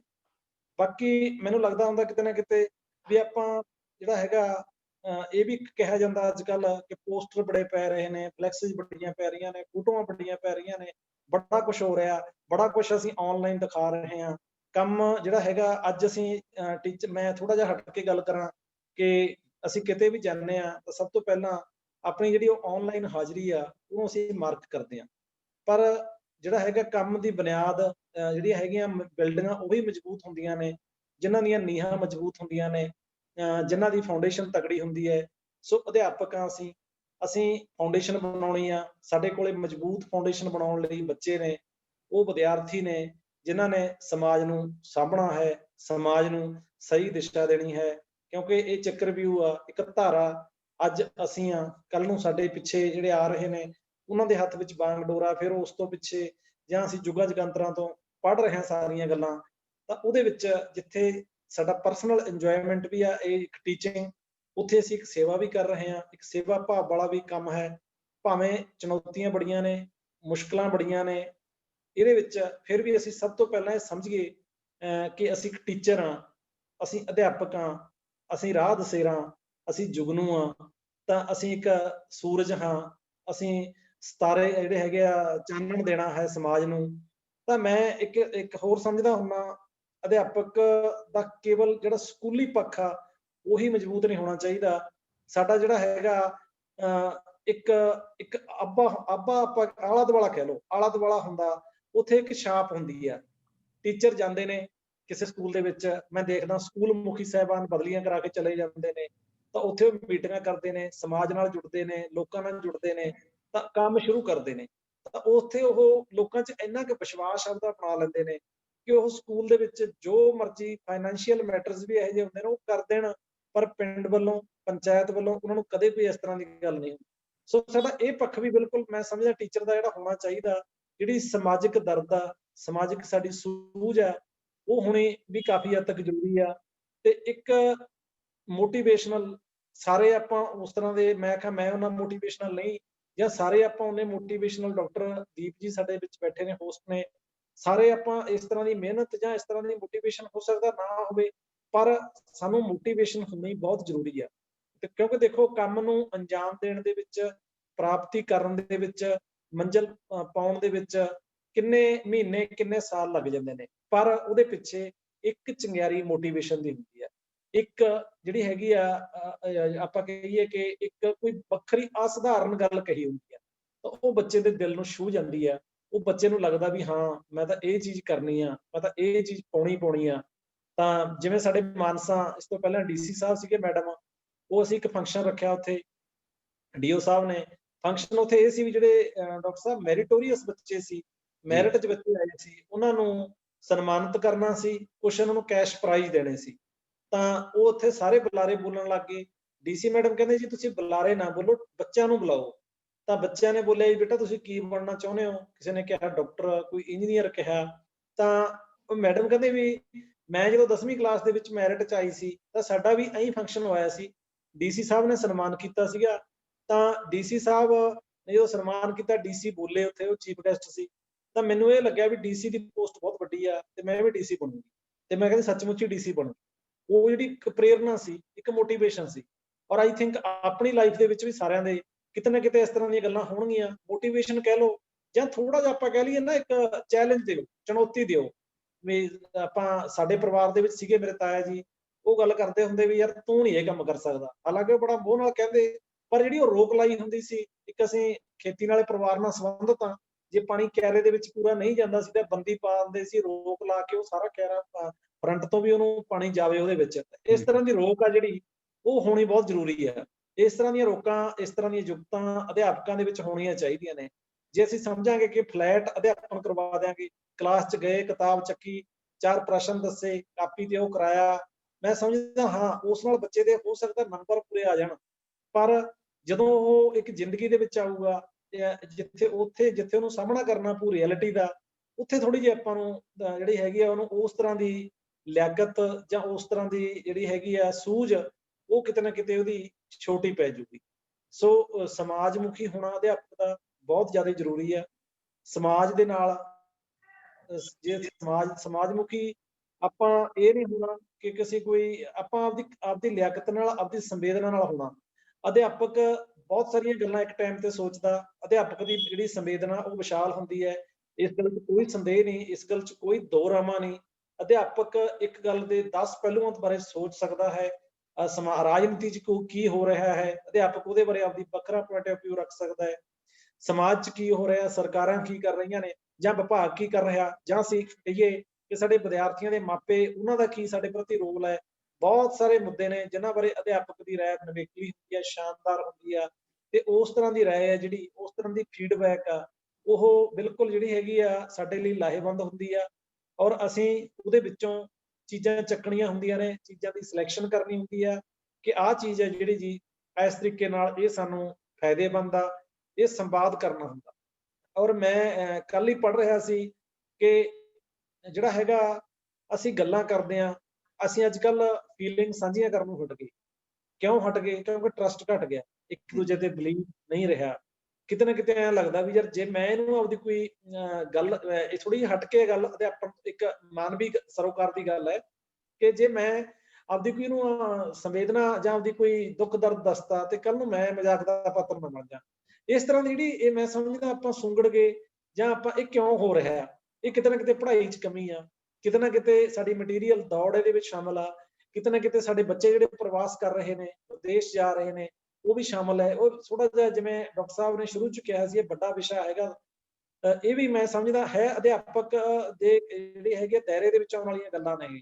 ਪਰ ਇਹ ਜੇ ਅਸੀਂ ਅੰਦਰ ਖਾਲੀ ਨਹੀਂ ਕਰਾਂਗੇ, ਅਸੀਂ ਸੰਵਾਦ ਨਹੀਂ ਕਰਾਂਗੇ, ਤਾਂ ਸਾਡੀਆਂ ਸਮੱਸਿਆਵਾਂ ਵਧਣ ਦੀ ਥਾਂ ਘਟਣ ਦੀ ਥਾਂ ਵਧਣਗੀਆਂ। ਸਾਡਾ ਜਿਹੜਾ ਤਕਲੀਫ ਆ ਉਹ ਵਧੂਗੀ, ਤੇ ਤਕਲੀਫ ਜਿਹੜੀ ਹੈਗੀ ਹਮੇਸ਼ਾ ਹੀ ਕਸ਼ਟਦਾਇਕ ਹੁੰਦੀ ਹੈ, ਦੁਖਦਾਇਕ ਹੁੰਦੀ ਹੈ। ਤੇ ਅਸੀਂ ਇਸ ਤਰ੍ਹਾਂ ਦਾ ਸਮਾਜ ਸਿਰਜੀਏ ਕਿ ਜਿੱਥੇ ਸੰਵਾਦ ਹੋਵੇ, ਜਿੱਥੇ ਗੋਸ਼ਟੀਆਂ ਹੋਣ, ਜਿੱਥੇ ਗੱਲਬਾਤ ਹੋਵੇ, ਜਿੱਥੇ ਕੋਈ ਜਿਹੜਾ ਹੈਗਾ ਹਰੇਕ ਚੀਜ਼ ਦੀ ਰਿਸਪੈਕਟ ਹੋਵੇ, ਜੈਂਡਰ ਦੀ ਰਿਸਪੈਕਟ ਹੋਵੇ, ਹਰੇਕ ਕਾਸਟ ਦੀ ਰਿਸਪੈਕਟ ਹੋਵੇ, ਹਰੇਕ ਜਿਹੜਾ ਹੈਗਾ ਇਕਨੋਮਿਕ ਬੈਰੀਅਰ ਤੋਂ ਬਿਨਾਂ ਹਰੇਕ ਬੰਦੇ ਦੀ ਰਿਸਪੈਕਟ ਹੋਵੇ। ਔਰ ਮੈਂ ਖਾਸ ਤੌਰ ਤੇ ਕਹੂੰਗਾ ਕਿ ਵਿਅਕਤੀ ਦਾ ਜਿਹੜਾ ਬੌਧਿਕ ਸਤਾਰਾ, ਉਹਦੀ ਸੰਵੇਦਨਾ ਦੀ ਜ਼ਰੂਰ ਰਿਸਪੈਕਟ ਹੋਵੇ। ਇਹਦੇ ਵਿੱਚ ਬਹੁਤ ਸਾਰੀਆਂ ਡਾਕਟਰ ਸਾਹਿਬ ਗੱਲਾਂ ਆਪਾਂ ਕਰ ਲਈਆਂ, ਤੇ ਅੱਗੇ ਆਪਾਂ ਜੇ ਦੇਖੀਏ ਕਿ ਸਾਰੀਆਂ ਗੱਲਾਂ ਦਾ ਜਿਹੜੇ ਸੂਤਰਧਾਰ ਨੇ ਉਹ ਬੱਚੇ ਨੇ, ਜਿਹੜੇ ਬੱਚੇ ਬਣਾਉਣੇ ਨੇ ਉਹ ਟੀਚਰ ਨੇ, ਜਿਹੜੇ ਹੈਗੇ ਨੇ ਬੱਚਿਆਂ ਦੇ ਅੰਦਰ ਇਹ ਗੱਲਾਂ ਸਰਕੂਲੇਟ ਕਰਨੀਆਂ ਨੇ। ਮੈਂ ਤੁਹਾਡੇ ਨਾਲ ਜਰਨਲ ਜਿਹੀਆਂ ਗੱਲਾਂ ਹੀ ਕਰ ਰਹੇ ਹਾਂ, ਕੋਈ ਬੜੀਆਂ ਜਿਹੜੀਆਂ ਅਦਭੁਤ ਗੱਲਾਂ ਨਹੀਂ ਕੋਈ ਇਹ, ਕਿਉਂਕਿ ਤੁਸੀਂ ਸੁਣ ਰਹੇ ਹੋ ਇਹ ਸਾਰੀਆਂ ਗੱਲਾਂ ਦੇ ਵਿੱਚੋਂ ਆਪਾਂ ਕਿਤੇ ਨਾ ਕਿਤੇ ਟੱਪੇ ਹੋਏ ਆ। ਪਰ ਜਿਹੜਾ ਅਧਿਆਪਕ, ਜੇ ਆਪਾਂ ਨੂੰ ਆ ਕੇ ਕੋਈ ਇੱਕ ਵੀ ਬੱਚਾ ਕਹਿ ਦੇ ਕਿ ਮੈਂ ਇਹਨਾਂ ਕੋਲ ਪੜ੍ਹਿਆ ਹੋਇਆ ਤੇ ਮੇਰੇ ਇਹ ਗੁਰੂ ਜੀ ਰਹੇ ਨੇ, ਤੇ ਉਹ ਬੱਚਾ ਕਿਤੇ ਚੰਗੀ ਪੋਸਟ ਤੇ ਅੱਜ ਚੰਗੇ ਰੁਤਬੇ ਤੇ ਆ, ਭਾਵ ਜਾਂ ਸਮਾਜ ਦਾ ਕੋਈ ਚੰਗਾ ਆਪਾਂ ਕਹ ਲਈਏ ਹਸਤਾਖਰ ਹੈਗਾ, ਤਾਂ ਉਹ ਸਾਡੇ ਲਈ ਮਾਣ ਵਾਲੀ ਗੱਲ ਹੁੰਦੀ ਹੈ। ਅਧਿਆਪਕ ਇੱਟਾਂ ਦੇ ਨਹੀਂ ਹੁੰਦੇ, ਅਧਿਆਪਕ ਸੰਵੇਦਨਾ ਰਹਿਤ ਨਹੀਂ ਹੁੰਦੇ, ਅਧਿਆਪਕ ਇਕੱਲੇ ਤਨਖਾਹ ਲੈਣ ਵਾਲੇ ਸਰਕਾਰੀ ਮੁਲਾਜ਼ਮ ਨਹੀਂ ਹੁੰਦੇ। ਬਹੁਤ ਸਾਰੀਆਂ ਗੱਲਾਂ ਜਿਹੜੀਆਂ ਹੈਗੀਆਂ ਨੇ ਉਹ ਅਸੀਂ ਕਹਿ ਸਕਦੇ ਹਾਂ ਕਿ ਅਧਿਆਪਕ ਦੇ ਵਿੱਚ ਵੱਖਰੀਆਂ ਹੁੰਦੀਆਂ ਨੇ, ਅਧਿਆਪਕ ਦੇ ਵਿੱਚ ਨਿਵੇਕਲੀਆਂ ਹੁੰਦੀਆਂ ਨੇ। ਅਧਿਆਪਕ ਦੇ ਨਾਲ ਬੱਚਿਆਂ ਦਾ, ਸਕੂਲ ਪ੍ਰਬੰਧਕਾਂ ਦਾ, ਸਮਾਜ ਦਾ ਬੜਾ ਵੱਡਾ ਹਿੱਸਾ ਹੁੰਦਾ ਹੈ। ਅਧਿਆਪਕ ਨੂੰ ਥੋੜੀ ਜਿਹੀ ਜਿਹੜੀ ਪੀੜ ਆ ਉਹੀ ਬੇਚੈਨ ਕਰ ਦਿੰਦੀ ਆ। ਇਹੀ ਸਾਡੇ ਅਸਲ ਅਧਿਆਪਕ ਹੋਣ ਦੀ ਨਿਸ਼ਾਨੀ ਆ। ਜੇ ਸਾਡੇ ਆਸੇ-ਪਾਸੇ ਹੋ ਰਿਹਾ ਜਿਹੜਾ, ਉਹਦੇ ਅਸੀਂ ਬਿਲਕੁਲ ਬੇਮੁਖ ਹਾਂ, ਉਹਦੀ ਪਰਵਾਹ ਨਹੀਂ ਕਰਦੇ, ਫਿਰ ਅਸੀਂ ਅਧਿਆਪਕ ਨਹੀਂ। ਇੱਕ ਵਾਰੀ ਮੈਂ ਡਾਕਟਰ ਸਾਹਿਬ ਪੜ੍ਹਿਆ ਸੀ ਕਿ ਇੱਕ ਬੱਚਾ ਜੇ ਕੀੜੀ ਮਾਰ ਦਿੰਦਾ ਹੈ ਤਾਂ ਉਹ ਕੀੜੀ ਮਾਰਨੀ ਕੋਈ ਸਧਾਰਨ ਗੱਲ ਨਹੀਂ। ਉਹ ਇੱਕ ਜਿਹੜੇ ਹੈਗੇ ਉਹ ਬੱਚੇ ਦੇ ਭਵਿੱਖ ਬਾਰੇ ਦੱਸਦੀ ਆ ਕਿ ਬੱਚੇ ਦੇ ਵਿੱਚ ਤਰਸ ਜਾਂ ਦਰਦ ਦੀ ਭਾਵਨਾ ਹੈ ਨਹੀਂ। ਤਾਂ ਉਹਦੇ ਵਿੱਚ ਮੈਂ ਸਮਝਦਾ ਉਹ ਕੀੜੀ ਮਾਰਨ ਦੇ ਵਿੱਚ ਸਕੂਲ ਦਾ ਰੋਲ ਹੈ, ਉੱਥੋਂ ਆਲੇ ਦੁਆਲੇ ਦਾ ਰੋਲ ਹੈ, ਤਾਂ ਸਾਡੀ ਵਿਦਿਅਕ ਪ੍ਰਣਾਲੀ ਦਾ ਰੋਲ ਹੈ। ਤਾਂ ਜਿਹੜੀ ਹੈਗੀ ਆ ਬੇਚੈਨੀ ਨਾ ਹੋਵੇ, ਰਿਸ਼ਤਿਆਂ ਦੇ ਵਿੱਚ ਠੰਡਕ ਰਹੇ, ਸਮਾਜ ਤਰੱਕੀ ਕਰੇ, ਹਰੇਕ ਬੰਦੇ ਦੀ ਦਾਰੂ ਹੋਵੇ, ਇਹ ਸਾਰੇ ਕੰਮ ਲਈ ਅਧਿਆਪਕ ਨੇ ਹੀ ਕੰਮ ਕਰਨਾ ਹੈ। ਪਰ ਚੁਣੌਤੀਆਂ ਦੀ ਆਪਾਂ ਗੱਲ ਕਰੀਏ, ਜਿਹੜੀਆਂ ਚੁਣੌਤੀਆਂ ਨੇ ਇਹਨਾਂ ਨੂੰ ਅਸੀਂ, ਜੇ ਮੈਂ ਤੁਹਾਨੂੰ ਇਹ ਆਖਾਂ ਵੀ ਜੀ ਆਨਲਾਈਨ ਐਜੂਕੇਸ਼ਨ ਆ, ਇਹਦੀ ਥਾਂ ਟੋਟਲੀ ਆਫਲਾਈਨ ਹੋਵੇ, ਇਹ ਮੇਰੇ ਖਿਆਲ 'ਚ ਵਾਜਬ ਨਹੀਂ ਗੱਲ। ਕਿਉਂਕਿ ਜਿਹੜਾ ਸਮੇਂ ਦਾ ਮੁਹਾਨ ਹੈ, ਸਮੇਂ ਦਾ ਵਹਿਣ ਹੈ, ਉਹਨੇ ਚੱਲਦੇ ਰਹਿਣਾ ਹੈ। ਔਰ ਇਹਦੇ ਵਿੱਚ ਜਿਹੜੀਆਂ ਤਬਦੀਲੀਆਂ ਨੇ, ਤਬਦੀਲੀ ਜ਼ਿੰਦਗੀ ਦੀ ਵੀ ਤਰੱਕੀ ਦਾ ਰਾਜ ਹੈ, ਇਹਦੇ ਵਿੱਚ ਛੁਪੀ ਹੋਈ ਹੈ ਤਰੱਕੀ। ਬਹੁਤ ਸਾਰੀਆਂ ਚੀਜ਼ਾਂ ਨਵੀਆਂ ਆ ਰਹੀਆਂ ਨੇ, ਪੁਰਾਣੀਆਂ ਚੀਜ਼ਾਂ ਖਤਮ ਹੋ ਰਹੀਆਂ ਨੇ, ਉਹਨਾਂ ਦੀ ਥਾਂ ਤੇ ਨਵੀਆਂ ਚੀਜ਼ਾਂ ਆ ਰਹੀਆਂ ਨੇ।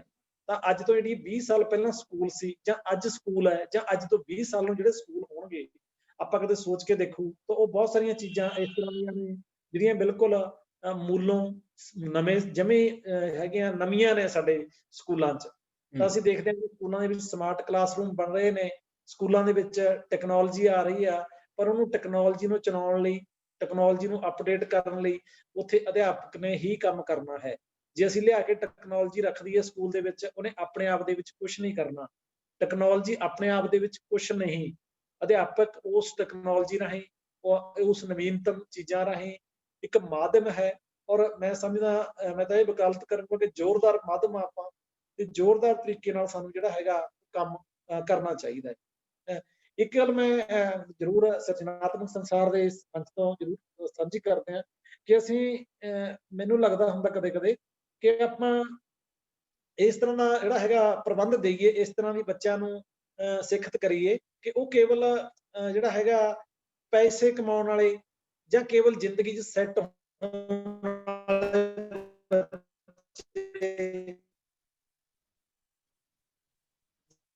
ਆਪਾਂ ਕਹਿ ਦਈਏ ਉਸ ਤਰ੍ਹਾਂ ਦਾ ਹੋਣਾ ਚਾਹੀਦਾ ਕਿ ਸਾਡੇ ਬੱਚਿਆਂ ਦੇ ਵਿੱਚ ਕੁਝ ਮਾਨਵੀ ਦਰਦ, ਰਿਸ਼ਤਿਆਂ ਪ੍ਰਤੀ ਦਰਦ ਉਹ ਹੋਣਾ ਚਾਹੀਦਾ ਹੈ। ਜੇ ਅੱਜ ਅਸੀਂ ਕਹਿੰਦੇ ਹਾਂ ਕਿ ਕੈਨੇਡਾ ਦੇ ਵਿੱਚ, ਅਮਰੀਕਾ ਦੇ ਵਿੱਚ, ਉੱਥੇ ਤਾਂ ਜੀ ਬੰਦੇ ਦੀ ਡੈਥ ਹੋ ਜਾਂਦੀ ਆ, ਉਸ ਤੋਂ ਬਾਅਦ ਉਹ ਕਹਿੰਦੇ ਜੀ ਹਫ਼ਤੇ ਬਾਅਦ ਉਹਦਾ ਕ੍ਰੀਮੇਸ਼ਨ ਹੋਊਗਾ, ਕਿਉਂਕਿ ਉੱਥੋਂ ਦੀ ਉਹ ਆਪਾਂ ਦੇਖਦੇ ਹਾਂ ਉਦਯੋਗਿਕ ਕ੍ਰਾਂਤੀ ਉਹਨਾਂ ਦੇਸ਼ਾਂ 'ਚ ਆਈ, ਉੱਥੇ ਪੈਸਾ ਆਇਆ, ਉੱਥੇ ਬੜਾ ਕੁਛ ਸਰਮਾਇਆ ਆਇਆ। ਪਰ ਮੈਨੂੰ ਇਹ ਲੱਗਦਾ ਹੁੰਦਾ ਵੀ ਜਿਹੜਾ ਹੈਗਾ ਇਮੋਸ਼ਨਲੀ, ਇੱਕ ਤਾਂ ਹੁੰਦਾ ਇਮੋਸ਼ਨਲੀ ਸਟਰੋਂਗ ਤੇ ਇੱਕ ਹੁੰਦਾ ਪੱਥਰ ਦਿਲ। ਤੇ ਮੈਨੂੰ ਇਹ ਆਪਾਂ ਇਮੋਸ਼ਨਲੀ ਸਟਰੋਂਗ ਬੱਚੇ ਤਾਂ ਬਣਾਉਣੇ ਨੇ, ਪਰ ਪੱਥਰ ਦਿਲ ਬੱਚੇ ਨਹੀਂ ਬਣਾਉਣੇ। ਤਾਂ ਉੱਥੇ ਜਿਹੜਾ ਹੈਗਾ ਟੀਚਰ ਦੀ ਜਿਹੜੀ ਹੈਗੀ ਆ ਇੱਕ ਅਗਵਾਈ, ਟੀਚਰ ਦੀ ਕਿਤਾਬਾਂ ਤੋਂ ਪਾਸੇ ਹਟ ਕੇ ਜਿਹੜੀ ਅਗਵਾਈ ਆ, ਉਹ ਬਹੁਤ ਜ਼ਿਆਦਾ ਜ਼ਰੂਰੀ ਆ। ਤੇ ਅੱਜ ਅਸੀਂ ਜੇ ਸੰਤਾਪੇ ਹੋਏ ਆ, ਹਸਪਤਾਲਾਂ ਦੀ ਗਿਣਤੀ ਵੱਧ ਰਹੀ ਹੈ, ਹਾਰਟ ਦੇ ਪੇਸ਼ੈਂਟ ਵੱਧ ਰਹੇ ਨੇ, ਦਿਮਾਗ ਦੇ ਡਾਕਟਰ ਵੱਧ ਰਹੇ ਨੇ, ਤਾਂ ਉਹ ਸਾਰਾ ਕੁਝ ਸਾਡੀ ਕਿਤੇ ਨਾ ਕਿਤੇ ਸਿੱਖਿਆ ਪ੍ਰਣਾਲੀ ਨਾਲ ਜੁੜੀਆਂ ਹੋਈਆਂ ਚੀਜ਼ਾਂ ਨੇ। ਜੇ ਅਸੀਂ ਕਹਿੰਦੇ ਹਾਂ ਵੀ ਜੇ ਕੋ ਕਰਿਕੂਲਰ ਐਕਟੀਵਿਟੀ ਹੋਣੀ ਚਾਹੀਦੀਆਂ ਨੇ, ਪਰ ਅਸੀਂ ਆਪਦੇ ਬੱਚਿਆਂ ਨੂੰ ਡੰਮੀ ਐਡਮਿਸ਼ਨਾਂ ਕਰਾ ਰਹੇ ਹਾਂ ਕਿ ਜੀ ਇਹਨੂੰ 2 ਸਾਲ ਉਹਨੇ ਸਕੂਲ ਨਹੀਂ ਜਾਣਾ, ਇਹਨੇ ਕੱਲੀ ਮੈਡੀਕਲ ਦੀ ਪੜ੍ਹਾਈ ਕਰਨੀ ਹੈ, ਕੱਲੀ ਨਨ ਮੈਡੀਕਲ ਦੀ ਪੜ੍ਹਾਈ ਕਰਨੀ ਹੈ। ਔਰ ਇਹ ਗੱਲ ਤੁਸੀਂ ਆਪਾਂ ਯਾਦ ਰੱਖੋ ਜੀ ਬਿਲਕੁਲ, ਕਿ ਜਿਹੜੀ ਪੜ੍ਹਾਈ ਆ, ਕੱਲੀ ਪੜ੍ਹਾਈ ਆਪਣੇ ਆਪ ਦੇ ਵਿੱਚ ਕੁਝ ਵੀ ਨਹੀਂ। ਔਰ ਮੈਨੂੰ ਯਾਦ ਆ, ਮੈਂ ਡਾਕਟਰ ਸਾਹਿਬ ਦੇ ਬੜੇ ਪ੍ਰੋਗਰਾਮ ਦੇਖੇ, ਜਾਂ ਸਾਡੇ ਸਿਰਜਣਾਤਮਕ ਸਿੱਖਿਆ ਸੰਸਾਰ ਦੇ ਜੋ ਐਡਮਿਨ ਸਾਥੀ ਨੇ, ਇਹਨਾਂ ਨੇ ਆਪਦੇ ਇਲਾਕੇ ਦੇ ਵਿੱਚ ਜਿਹੜਾ ਹੈਗਾ ਬੋਹਾ ਵਿਖੇ ਸ਼ੁਰੂਆਤ ਕੀਤੀ। ਤਾਂ ਉੱਥੇ ਇੱਕ ਜਿਹੜੇ ਉਹ ਅਣਜਾਣ ਤੇ ਇੱਕ ਲੁਕੇ ਹੋਏ ਲੋਕਾਂ ਨੂੰ ਸਨਮਾਨਿਤ ਕੀਤਾ, ਸਟੇਜਾਂ ਤੇ ਚੜਾਇਆ, ਤੇ ਉਹਨਾਂ ਨੂੰ ਲੱਗਿਆ ਵੀ ਯਾਰ ਸਾਡੇ 'ਚ ਹੈਗਾ ਕੁਛ, ਵੀ ਇਹਨਾਂ ਨੇ ਸਾਡੀ ਸ਼ਨਾਖਤ ਕੀਤੀ ਆ। ਤੇ ਉਸ ਤੋਂ ਬਾਅਦ ਉਹਨਾਂ ਨੇ ਬੜੀਆਂ ਬੜੀਆਂ ਪ੍ਰਾਪਤੀਆਂ ਵੀ ਕੀਤੀਆਂ। ਤੇ ਅਧਿਆਪਕ ਨੇ ਵੀ, ਮੇਰੇ ਖਿਆਲ 'ਚ ਇਹੀ ਹੁੰਦਾ, ਸਾਡੇ ਕੋਲ ਕਲਾਸ ਹੈਗੀ ਆ, ਜਿਸ ਤਰ੍ਹਾਂ ਤੁਸੀਂ ਡਾਕਟਰ ਸਾਹਿਬ ਸ਼ੁਰੂ 'ਚ ਗੱਲ ਕਰ ਰਹੇ ਸੀ ਕਿ ਐਜ ਏ ਡਿਸਟ੍ਰਿਕਟ ਮੈਂਟੋਰ ਵਿਚਰਦੇ, ਜਾਂ ਅਸੀਂ ਇੱਕ ਕੁਆਲਿਟੀ ਐਜੂਕੇਸ਼ਨ ਦਾ ਕੰਮ ਕਰਦੇ, ਸਕੂਲਾਂ 'ਚ ਜਾਂਦੇ ਆ, ਸਕੂਲਾਂ ਦੇ ਵਿੱਚ ਬਹੁਤ ਸਾਰੇ ਅਧਿਆਪਕ ਹੁੰਦੇ ਨੇ, ਉਹ ਅੰਤਰਮੁਖੀ ਹੁੰਦੇ ਨੇ, ਉਹ ਆਪਣੀ ਪ੍ਰਾਪਤੀ ਨਹੀਂ ਦਿਖਾਉਣਾ ਚਾਹੁੰਦੇ। ਉਹ ਕਹਿ ਦਿੰਦੇ ਆ ਜੀ ਸਾਡੀਆਂ ਪ੍ਰਾਪਤੀਆਂ ਵਾਲੀਆਂ ਸ਼ੋਅ ਨਾ ਕਰਿਓ, ਸਾਡਾ ਚੰਡੀਗੜ੍ਹ ਸੈਮੀਨਾਰ ਨਾਲ ਲੱਗ ਜੇ, ਸਾਨੂੰ ਬਲਾਕ ਮੈਂਟਰ ਨਾਲ ਲਾ ਦੇਣ। ਸੋ ਇਸ ਤਰ੍ਹਾਂ ਦੀਆਂ ਗੱਲਾਂ ਜਿਹੜੀਆਂ ਹੁੰਦੀਆਂ ਨੇ, ਮੈਂ ਦੇਖਦਾ ਵੀ ਬੜਾ ਕੁਛ ਪਿਆ ਹੁੰਦਾ, ਪਰ ਸਾਡਾ ਆਲਾ ਦੁਆਲਾ ਇੰਨਾ ਇਨਸਿਕਿਉਰ ਹੋ ਜਾਂਦਾ ਕਿ ਉਹ ਜਿਹੜੇ ਸਾਡੇ ਟੀਚਰ ਨੇ, ਮਤਲਬ ਕਿ ਕਿੰਨੇ, ਤੁਸੀਂ ਸੋਚ ਨਹੀਂ ਸਕਦੇ ਕਿ ਕਿੰਨੇ ਕਾਬਲ ਨੇ, ਕਿੰਨੇ ਮਿਹਨਤੀ ਨੇ, ਹਨਾ, ਕਿੰਨੇ ਉਹ ਤਕੜੇ ਫਿਨਿਸ਼ਰ ਨੇ। ਇੱਕ ਹਾਂ, ਇਹ ਗੱਲ ਮੇਰੇ ਹੁਣ ਆਈ ਹੈ ਜ਼ਿਹਨ ਦੇ ਵਿੱਚ ਕਿ ਬਹੁਤ ਸਾਰੇ ਕੰਮ ਮੈਂ ਅਧਿਆਪਕ ਸਾਹਿਬਾਨ ਨੂੰ ਹੰਬਲੀ ਰਿਕੁਐਸਟ ਕਰੂੰਗਾ ਕਿ ਮੈਂ 10 ਕੰਮ ਸ਼ੁਰੂ ਕਰ ਲੂੰਗਾ, ਪਰ ਇੱਕ ਵੀ ਪੂਰਾ ਨਾ ਕਰਾਂ ਤਾਂ ਮੈਂ ਅਸਫਲ ਅਧਿਆਪਕ ਹਾਂ, ਮੈਂ ਫੇਲ ਅਧਿਆਪਕ ਹਾਂ। ਜੇਕਰ ਮੈਂ ਇੱਕ ਕੰਮ ਸ਼ੁਰੂ ਕੀਤਾ ਤੇ ਉਸੇ ਨੂੰ ਪੂਰਾ ਕਰਤਾ ਤਾਂ ਮੈਂ ਕੀ ਹਾਂ ਜੀ, ਸਫਲ ਅਧਿਆਪਕ ਹਾਂ। ਟੀਮ ਜਿਹੜੀ ਹੈਗੀ ਆ, ਇਕੱਲੇ ਮੁਖੀ ਕੋਲੇ ਨਹੀਂ ਹੁੰਦੀ, ਟੀਮ ਅਧਿਆਪਕਾਂ ਕੋਲੇ ਵੀ ਹੁੰਦੀ ਆ। ਸਾਡੇ ਬੱਚੇ ਸਾਡੀ ਟੀਮ, ਤੇ ਬੱਚਿਆਂ ਦੇ ਵਿੱਚ ਸਾਡੀ ਸਿੰਪਥੀ, ਸਾਡੀ ਐਮਪਥੀ ਉਹ ਇੰਨੀ ਕੁ ਹੋਣੀ ਚਾਹੀਦੀ ਹੈ ਕਿ ਅਸੀਂ, ਸਾਡੇ ਬੱਚੇ ਜਿਹੜੇ ਸਾਨੂੰ ਸਫਲ ਆਗੂ ਸਮਝਣ।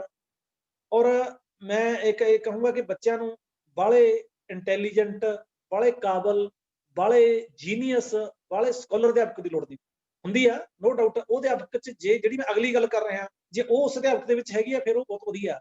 ਪਰ ਉਹ ਅਧਿਆਪਕ ਹੋਣਾ ਚਾਹੀਦਾ ਜਿਹਦੇ ਕਰਕੇ ਬੱਚੇ ਸਕੂਲ ਆਉਣ, ਜਿਹਦੇ ਕਰਕੇ ਬੱਚੇ ਸਕੂਲ ਆਉਣ। ਵੀ ਅਸੀਂ ਸਾਡੇ ਫਲਾਣੇ ਟੀਚਰ ਆ ਜੀ, ਫਲਾਣੇ ਮੈਡਮ ਆ, ਅਸੀਂ ਉਹਨਾਂ ਕਰਕੇ ਸਕੂਲ ਜਾ ਰਹੇ ਹਾਂ, ਤਾਂ ਉਹ ਅਧਿਆਪਕ ਦੇ ਵਿੱਚ ਜਿਹੜੀ ਹੈਗੀ ਆ, ਮੇਰੇ ਕਹਿਣ ਤੋਂ ਭਾਵ ਮੈਂ ਤੁਹਾਨੂੰ ਸਿੱਧੇ ਸ਼ਬਦਾਂ 'ਚ ਕਹਾਂ ਕਿ ਅਧਿਆਪਕ ਇੱਕ ਅਜਿਹਾ ਅਧਿਆਪਕ ਹੋਣਾ ਚਾਹੀਦਾ ਜੋ ਬੱਚਿਆਂ ਨੂੰ ਸਿੱਖਣ, ਸਿਖਾਉਣ, ਪੜ੍ਹਾਉਣ ਦੇ ਵਿੱਚ ਇੱਕ ਖੂਬਸੂਰਤ ਬਹਾਨਾ ਹੋਵੇ, ਇੱਕ ਸਬੱਬ ਹੋਵੇ, ਉਹਦੇ ਕਰਕੇ ਬੱਚੇ ਸਕੂਲ ਆਉਣ। ਉਹ ਟੀਚਰ ਸਾਡਾ ਭਾਵੇਂ ਐਵਰੇਜ ਆ ਪੜ੍ਹਾਈ ਦੇ ਵਿੱਚ, ਉਹਦੀ ਜਿਹੜੀ ਹੈਗੀ ਆ ਉਹ ਇੱਕ ਸਫਲ ਅਧਿਆਪਕ ਆ, ਇਹ ਮੈਂ ਜ਼ਰੂਰ ਕਹੂੰਗਾ।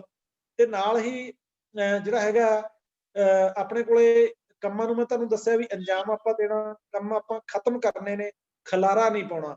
ਕੰਪਾਈਲ ਐਂਡ ਕੰਸੋਲੀਡੇਸ਼ਨ ਇਹ ਬਹੁਤ ਜ਼ਰੂਰੀ ਆ। ਮੈਂ ਪ੍ਰੋਜੈਕਟ 'ਚ ਕੰਮ ਕਰਦਾ, ਸਾਡੇ ਕੋਲੇ ਬਹੁਤ ਸਾਰੀਆਂ ਗੂਗਲ ਸ਼ੀਟਸ ਆਉਂਦੀਆਂ ਨੇ, ਗੂਗਲ ਫਾਰਮ ਆਉਂਦੇ ਨੇ ਸਟੇਟ ਵੱਲੋਂ ਵੀ ਜੀ ਘੰਟੇ 'ਚ ਹੀ ਭਰ ਕੇ ਭੇਜੋ, ਠੀਕ ਆ। ਉਹ ਇੱਕ ਵਿਭਾਗੀ ਡਾਕਾ ਨੇ, ਪਰ ਮੈਂ ਉਹ ਸਮਝਦਾ ਹੁੰਦਾ ਕਿ ਪੰਜਾਬ ਦਾ ਡਾਟਾ ਜੀ 10 ਮਿੰਟਾਂ 'ਚ ਹੀ ਇਕੱਠਾ ਹੋ ਗਿਆ ਸਾਰਾ। ਤੇ ਸੇਮ ਐਜ ਆਪਣੀ ਕਲਾਸ ਦੇ ਵਿੱਚ ਵੀ ਇਸ ਤਰ੍ਹਾਂ ਦਾ ਡੇਟਾ ਜਿਹੜਾ ਹੈਗਾ ਟੀਚਰ ਸਾਹਿਬਾਨ ਕੋਲੇ ਜਿਹੜਾ ਇਕੱਠਾ ਹੋਣਾ ਚਾਹੀਦਾ। ਜੇ ਤੁਹਾਨੂੰ ਕਹਿਤਾ ਵੀ ਜੀ ਇੱਕ ਮੈਪ ਆਇਆ ਸੀ, ਉਹ ਮੈਨੂੰ ਭੇਜੋ, ਤੇ ਮੈਂ ਐਜ ਏ ਡਿਸਟ੍ਰਿਕਟ ਮੈਂਟਰ ਕਹਾਂ ਵੀ ਮੇਰੇ ਕੋਲ ਤਾਂ ਹੈ ਨਹੀਂ ਜੀ, ਮੈਂ ਤਾਂ ਡਾਟਾ ਡਿਲੀਟ ਕਰਤਾ, ਤਾਂ ਉਹਦੇ ਵਿੱਚ ਮੇਰੀ ਇੰਨੀ ਕੁ ਲਿਟਰੇਸੀ ਹੋਣੀ ਚਾਹੀਦੀ ਹੈ ਗਰੁੱਪ ਦੇ ਵਿੱਚ ਵੀ ਉਹ ਸਟਾਰ ਲੱਗਿਆ ਹੋਵੇ ਤੇ ਜਦੋਂ ਮੈਂ ਡਿਲੀਟ ਕਰਦਾ ਉਹ ਡਿਲੀਟ ਨਾ ਹੋਵੇ ਕੰਮ ਦੀ ਚੀਜ਼। ਤਾਂ ਕਿਹੜੀਆਂ ਚੀਜ਼ਾਂ ਹਨਾ, ਪ੍ਰਾਇੋਰਟੀ ਆਪਾਂ ਇਹਨੂੰ ਆਈ ਥਿੰਕ ਪ੍ਰਾਇੋਰਟੀ ਕਹੀਏ ਕਿ ਕਿਹੜੀਆਂ ਚੀਜ਼ਾਂ ਨੂੰ ਅਸੀਂ ਪਹਿਲਾਂ ਕਰਨਾ। ਸੋ ਅੱਜ ਮਲਟੀਟਾਸਕਿੰਗ ਦਾ ਜ਼ਮਾਨਾ ਹੈਗਾ ਡਾਕਟਰ ਸਾਹਿਬ। ਮਲਟੀਟਾਸਕਿੰਗ ਇੱਕ ਸਮੇਂ ਦੇ ਵਿੱਚ ਬਹੁਤ ਸਾਰੇ ਕੰਮ ਹੋ ਰਹੇ ਨੇ, ਬੰਦਾ ਇੱਕ ਸਮੇਂ ਦੇ ਵਿੱਚ 10 ਕੰਮ ਕਰ ਰਿਹਾ। ਤਾਂ ਮਲਟੀਟਾਸਕਿੰਗ ਇਹ ਨਹੀਂ ਹੁੰਦੀ ਕਿ ਅਸੀਂ 10 ਕੰਮ ਕਰਨੇ ਨੇ।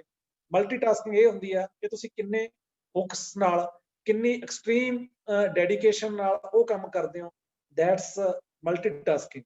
ਉਹ ਤੁਹਾਡੀ ਜਿਹੜੀ ਹੈਗੀ ਹੈ ਕਲਾ, ਉਹ ਪ੍ਰਵੀਨ ਹੋਣਾ ਹਰੇਕ ਅਧਿਆਪਕ ਦਾ ਉਹਦੇ ਵਿੱਚ ਹੋਣਾ ਬਹੁਤ ਜ਼ਰੂਰੀ ਹੈ। ਔਰ ਇਸ ਪਲੈਨਟ ਤੇ, ਧਰਤੀ ਤੇ ਆਪਣਾ ਇੱਕ ਸੀਮਤ ਸਮਾਂ ਹੈ। ਆਪਾਂ ਨੂੰ ਬਹੁਤ ਅੱਛਾ ਕਿੱਤਾ, ਬਹੁਤ ਅੱਛਾ ਜਿਹੜਾ ਕੰਮ ਹੈ ਉਹ ਕੁਦਰਤ ਵੱਲੋਂ ਮਿਲਿਆ ਹੋਇਆ ਹੈ। ਅਸੀਂ ਬਾਈ ਚੁਆਇਸ ਅਧਿਆਪਕ ਬਣੇ ਆ, ਬਾਈ ਚਾਂਸ ਅਧਿਆਪਕ ਨਹੀਂ ਬਣੇ। ਔਰ ਸਾਡੇ ਕੋਲੇ ਬਹੁਤ ਜਿਹੜੇ ਹੈਗੇ ਨੇ ਬੱਚੇ ਨੇ ਫੁੱਲਾਂ ਵਰਗੇ, ਇੱਕ ਸਬੱਬ ਹੈ। ਬਹੁਤ ਸਾਰੇ ਕੰਟਰੀ ਨੇ ਇਹ, ਜੇ ਮੈਂ ਦੇਖਿਆ, ਮੈਂ ਪੜ੍ਹ ਰਿਹਾ ਸੀ ਨਾਰਵੇ ਦੇ ਵਿੱਚ, ਇੱਕ ਬੰਦਾ ਕਹਿੰਦੇ 6 ਮਹੀਨੇ ਹੋ ਗਿਆ ਬੋਲੇ ਨਹੀਂ। ਉਹ ਸਾਰਾ ਕੁਛ ਅੱਜ ਕੱਲ ਪੇਟੀਐਮ ਰਾਹੀਂ ਆ ਜਾਂਦਾ, ਸਾਰਾ ਕੁਛ ਗੂਗਲ ਰਾਹੀਂ ਆ ਜਾਂਦਾ ਹੈ, ਸਾਰਾ ਕੁਛ ਆ ਜਾਂਦਾ। ਉੱਥੇ ਸੰਵਾਦ ਹੀ ਖਤਮ ਹੋ ਗਿਆ, ਦੇਸ਼ਾਂ ਦਾ ਆਬਾਦੀ ਘਟ ਰਹੀ ਆ, ਉਹ ਬਹੁਤ ਸਮਝਣ ਲੱਗ ਗਏ ਇਹਨਾਂ ਚੀਜ਼ਾਂ ਨੂੰ। ਤੇ ਮੇਰੇ ਖਿਆਲ 'ਚ ਜੇ ਆਪਾਂ ਇਸ ਤਰ੍ਹਾਂ ਦੇ ਨਾਗਰਿਕ ਪੈਦਾ ਕਰਨ ਲੱਗ ਗਏ ਤਾਂ ਸਾਡੀ ਜਿਹੜੀ ਮਨੁੱਖੀ ਪ੍ਰਜਾਤੀ ਹੈ ਇਹ ਖਤਰੇ 'ਚ ਪੈ ਜਾਊਗੀ ਤੇ ਮਨੁੱਖ ਦੀ ਧਰਤੀ ਤੇ ਲੋੜ ਹੀ ਨਹੀਂ ਰਹਿਣੀ, ਸਾਰਾ ਕੁਛ ਰਿਪੋਰਟ ਨਵਾਂ ਹੋ ਕੇ ਰਹਿ ਜਾਊਗਾ।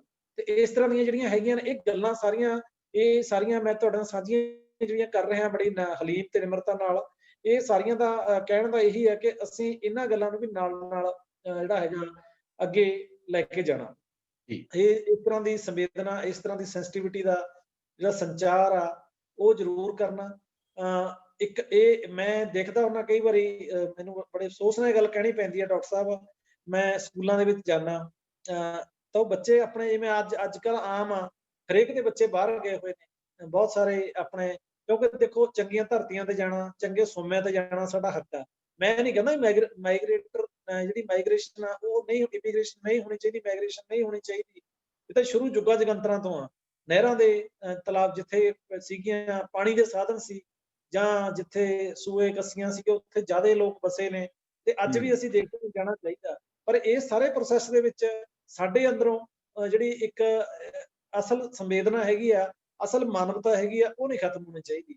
ਮੈਂ ਆਪ ਜੀ ਨਾਲ ਗੱਲ ਸਾਂਝੀ ਕਰ ਰਿਹਾ ਸੀ, ਮੈਂ ਕਿਸੇ ਟੀਚਰ ਕੋਲੇ ਗਿਆ, ਉਹਨੇ ਕਿਹਾ ਜੀ ਮੇਰਾ ਹੈ ਨਾ ਜਿਹੜਾ ਮੋਬਾਈਲ ਆ ਮੇਰੇ ਕੋਲੇ ਐਪਲ ਦਾ 10 ਵਰਜਨ 10 ਵਰਜਨ ਇਹ ਮੇਰੇ ਬੇਟੇ ਨੇ ਭੇਜਿਆ ਮੈਨੂੰ ਸਰੀ ਤੋਂ, ਤਾਂ ਆ ਮੇਰਾ ਜੀ ਆ ਮੇਰੇ ਸ਼ੂਜ਼ ਭੇਜੇ ਨੇ, ਆ ਮੇਰਾ ਐ ਕੀਤਾ। ਸੋ ਕਹਿਣ ਤੋਂ ਭਾਵ ਕੀ ਆ ਕਿ ਸਾਡੀ ਜਿਹੜੀ ਹੈਗੀ ਆ, ਉਹਨੇ, ਮੈਨੂੰ ਲੱਗਦਾ ਸੀ ਇਹ ਚੀਜ਼ ਵੀ ਮੇਰੇ ਬੇਟੇ ਨੇ ਮੈਨੂੰ ਕਿਤਾਬ ਭੇਜੀ ਆ ਕਿ ਯਾਰ ਬਹੁਤ ਵਧੀਆ ਕਿਤਾਬ ਭੇਜੀ ਆ, ਜਾਂ ਮੈਨੂੰ ਆਹ ਚੀਜ਼ ਉਹ ਕੀਤੀ ਆ, ਤਾਂ ਉੱਥੇ ਫਿਰ ਕਿਤੇ ਨਾ ਕਿਤੇ ਜਿਹੜਾ ਹੈਗਾ ਅਸੀਂ ਖੁਦ ਮਟੀਰੀਅਲ ਦੇ ਵਿੱਚ ਸ਼ਾਮਲ ਹੋ ਕੇ ਮਟੀਰੀਅਲ ਬਣਦੇ ਜਾ ਰਹੇ ਹਾਂ। ਸੋ ਆਪਾਂ ਨੂੰ ਆਪਾਂ ਵਿਅਕਤ ਕਰਨਾ ਚਾਹੀਦਾ ਹੈ ਵੱਧ ਤੋਂ ਵੱਧ ਜਿਹੜੀ ਆਪਣੀ ਕੁਆਲਿਟੀ ਆ, ਜਿਹੜੀ ਅੰਦਰ ਕਰਤਾਰੀ ਕਲਾ ਹੈਗੀ ਆ, ਉਹ ਬੱਚਿਆਂ ਦੇ ਲੇਖੇ ਲਾਉਣੀ ਚਾਹੀਦੀ ਹੈ। ਤੇ ਜੇਕਰ ਚਿੱਤਰਕਾਰ ਦਾ ਬੱਚਾ ਜਿਹੜਾ ਹੈਗਾ, ਚਿੱਤਰਕਾਰ ਅਧਿਆਪਕ ਦਾ ਬੱਚਾ ਵਿਦਿਆਰਥੀ ਆ, ਉਹ ਚਿੱਤਰਕਾਰੀ ਨਹੀਂ ਕਰਦਾ, ਫਿਰ ਉਹਦੀ ਚਿੱਤਰਕਾਰੀ ਦਾ ਕੋਈ ਫਾਇਦਾ ਨਹੀਂ। ਜੇਕਰ ਕੋਈ ਲਿਖਾਰੀ ਅਧਿਆਪਕ ਆ, ਉਹਦੇ ਸਕੂਲ ਦੇ ਵਿੱਚ 10 ਬੱਚੇ ਲਿਖਦੇ ਨਹੀਂ, ਤਾਂ ਉਹਦੇ ਅਧਿਆਪਕ ਦਾ ਲਿਖਣ ਦਾ ਕੋਈ ਫਾਇਦਾ ਨਹੀਂ। ਸੋ ਕਹਿਣ ਤੋਂ ਭਾਵ ਮੇਰਾ ਇਹ ਆ ਕਿ ਜਿਹੜਾ ਸਾਡੀ ਕਲਾ ਤੇ ਕੌਸ਼ਲ ਆ, ਉਹਦਾ ਸੰਚਾਰ ਹੋਣਾ ਚਾਹੀਦਾ ਹੈ, ਉਹ ਅੱਗੇ ਜਾਣੀ ਚਾਹੀਦੀ ਹੈ। ਜਿੰਨੇ ਹੱਥਾਂ ਦੇ ਵਿੱਚ, ਜਿੰਨੇ ਦਿਮਾਗਾਂ ਦੇ ਵਿੱਚ ਅਸੀਂ ਉਹਨੂੰ ਵੰਡਾਂਗੇ, ਤਾਂ ਉਹੀ ਸਾਡਾ ਜਿਹੜਾ ਹੈਗਾ ਅਸਲ ਸਾਡਾ ਧਰਮ ਹੈ ਤੇ ਅਸਲ ਸਾਡਾ ਉਹੀ ਕਰਮ ਹੈਗਾ। ਚੁਣੌਤੀਆਂ ਬਹੁਤ ਨੇ, ਚੈਲੰਜ ਬਹੁਤ ਨੇ ਡਾਕਟਰ ਸਾਹਿਬ, ਪਰ ਸਾਰੀਆਂ ਚੀਜ਼ਾਂ ਨੂੰ ਆਪਾਂ ਸਰਪਾਸ ਕਰਨਾ ਹੈ ਔਰ ਉਹਦੇ ਹੱਲ ਵੀ ਆਪਾਂ ਹੀ ਲੱਭਣੇ ਨੇ ਔਰ ਜਿਹੜਾ ਹਾਈ ਟੈਕ ਵੀ ਹੋਣਾ ਹੈ, ਪਰ ਨਾਲ ਆਪਦਾ ਵਿਰਸਾ ਜਿਹੜਾ ਸਾਡੀਆਂ ਪੁਰਾਤਨ ਰਹੁ ਰੀਤਾਂ ਨੇ ਉਹਨਾਂ ਨਾਲੋਂ ਵੀ ਪੈਰ ਆ ਜਿਹੜੇ ਨਹੀਂ ਛੱਡਣੇ।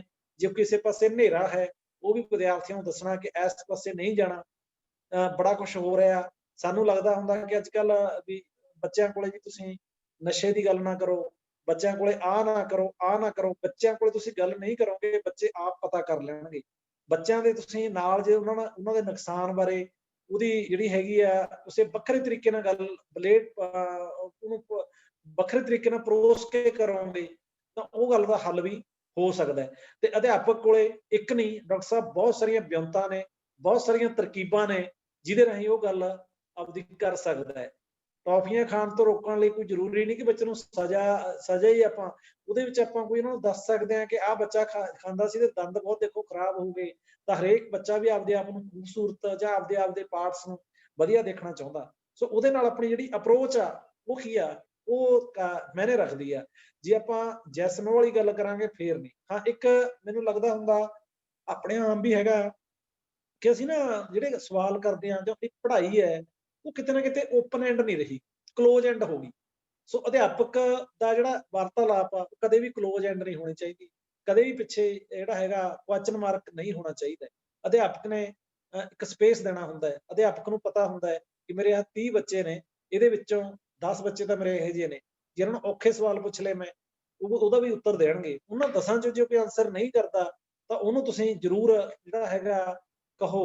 ਪਰ ਜੇਕਰ ਤੁਹਾਡਾ 30ਵੇਂ ਨੰਬਰ ਵਾਲਾ ਬੱਚਾ 25ਵੇਂ ਨੰਬਰ ਵਾਲਾ ਬੱਚਾ ਵੀ ਉਸ ਗਰੁੱਪ ਦੇ ਵਿੱਚ ਆ ਕੇ ਆਪਣੀ ਗੱਲ ਕਰਦਾ ਪਰ ਉਸ ਲੈਵਲ ਨਾਲ ਨਹੀਂ ਕਰਦਾ ਤਾਂ ਤੁਸੀਂ ਉਸਨੂੰ 5 ਸਟਾਰ ਦੀ ਬਜਾਏ 3 ਸਟਾਰ ਦੇ ਦਿਓ, 2 ਸਟਾਰ ਦੇ ਦਿਓ, ਪਰ ਉਹਨੂੰ 0 ਨਾ ਦਿਓ। ਤੁਹਾਡੀ 0 ਦੇਣ ਨਾਲ, ਤੁਹਾਡੇ ਨਾ ਕਾਬਲ ਕਹਿਣ ਨਾਲ, ਤੁਹਾਡੇ ਉਹਨੂੰ ਡੰਮੀ ਡਫਰ ਕਹਿਣ ਨਾਲ ਉਹ ਬੱਚਾ ਜਿਹੜੀ ਉਹਦੀ ਕਦੇ ਉੱਠ ਕੇ ਅੱਗੇ ਆਉਣ ਦੀ ਪ੍ਰਵਿਰਤੀ ਸੀ ਉਹ ਸਦਾ ਲਈ ਖਤਮ ਹੋ ਜਾਣੀ ਹੈ। ਸੋ ਜਿਹੜੇ ਬੂਟੇ ਨੇ ਉਹਨਾਂ ਨੂੰ ਅਸੀਂ ਸਹਾਰਾ ਦੇਵਾਂਗੇ। ਸਾਡੇ ਮਾਲਵੇ 'ਚ ਅਸੀਂ ਕਹਿੰਦੇ ਵੀ ਕਰੰਡ ਹੋ ਗਿਆ ਜੀ ਨਰਮਾ, ਤਾਂ ਉਹ ਕਰੰਡ ਭੰਨਿਆ, ਕਰੰਡ ਭੰਨਦੇ ਉਹ ਢੰਗੂਰ ਮਾਰਨ ਵਾਸਤੇ ਉਹਨੂੰ ਉਹ ਬਾਹਰ ਆਉਂਦਾ, ਫਿਰ ਉਹਨੂੰ ਪਾਣੀ ਪੂਣੀ ਦਿੰਦੇ ਤੇ ਉਹ ਬੂਟਾ ਬਣ ਜਾਂਦਾ। ਤਾਂ ਇਸੇ ਤਰੀਕੇ ਨਾਲ ਸਾਡੇ ਜਿਹੜੀ ਸਿੱਖਿਆ ਉਹ ਵੀ ਕਿਤੇ ਨਾ ਕਿਤੇ ਅਜਿਹੀ ਹੈ ਕਿ ਜਿੰਨਾ ਅਸੀਂ ਸਹਾਰਾ ਦੇਵਾਂਗੇ, ਜਿੰਨਾ ਉਹਨਾਂ ਨੂੰ ਸਪੋਰਟ ਕਰਾਂਗੇ ਤਾਂ ਉਹ ਬੱਚੇ ਜਿਹੜੇ ਸਾਡੇ ਨਾਲ ਵੀ ਚੱਲਣਗੇ ਔਰ ਅੱਗੇ ਵੀ ਵਧਣਗੇ। ਔਰ ਐ ਨਹੀਂ ਪਤਾ ਵੀ ਉਹ ਕਿੱਥੋਂ ਤੱਕ ਪੈੜਾਂ ਬੱਚੇ ਜਿਹੜੇ ਹੈਗੇ ਆ ਪਾਉਣਗੇ। ਤਾਂ ਇਹ ਸਾਰੀਆਂ ਚੀਜ਼ਾਂ ਅਸੀਂ ਬੱਚਿਆਂ ਨੂੰ ਦੱਸਣੀਆਂ ਨੇ, ਬੜੀਆਂ ਜ਼ਿੰਮੇਵਾਰੀਆਂ ਨੇ। ਸਾਈਬਰ ਕ੍ਰਾਈਮ ਦਾ ਬੱਚੇ ਨੂੰ ਦੱਸਣਾ ਪਊਗਾ, ਨਸ਼ਿਆਂ ਦੇ ਖਿਲਾਫ ਬੱਚੇ ਨੂੰ ਦੱਸਣਾ ਪਊਗਾ, ਫਿਜ਼ੀਕਲ ਫਿਟਨੈਸ ਵਾਸਤੇ ਬੱਚਿਆਂ ਨੂੰ ਦੱਸਣਾ ਪਊਗਾ, ਕਿਉਂਕਿ ਡਾਈਟ ਬਾਰੇ ਬੱਚਿਆਂ ਨੂੰ ਦੱਸਣਾ ਪਊਗਾ। ਇਕੱਲੇ ਜਿਵੇਂ ਮੈਂ ਸਮਾਜਿਕ ਸਿੱਖਿਆ ਪੜ੍ਹਾਉਣਾ ਤਾਂ ਮੈਂ ਇਕੱਲਾ ਇਹੀ ਨਾ ਦੱਸਾਂ ਉਹਨਾਂ ਨੂੰ ਵੀ ਸਿਕੰਦਰ ਨੇ ਜਿਹੜੀ ਹੈਗੀ ਸਾਡੇ ਕਦੋਂ ਹਮਲਾ ਕੀਤਾ ਭਾਰਤ ਤੇ। ਇਹ ਤੋਂ ਬਿਨਾਂ ਸਮਾਜਿਕ ਸਿੱਖਿਆ ਦੇ ਹੋਰ ਬਹੁਤ ਸਾਰੇ ਵਿਸ਼ੇ ਨੇ, ਉਹਨਾਂ ਨੂੰ ਵੀ ਬੱਚਿਆਂ ਨੂੰ ਆਪਾਂ ਨੂੰ ਦੱਸਣਾ ਪਊਗਾ।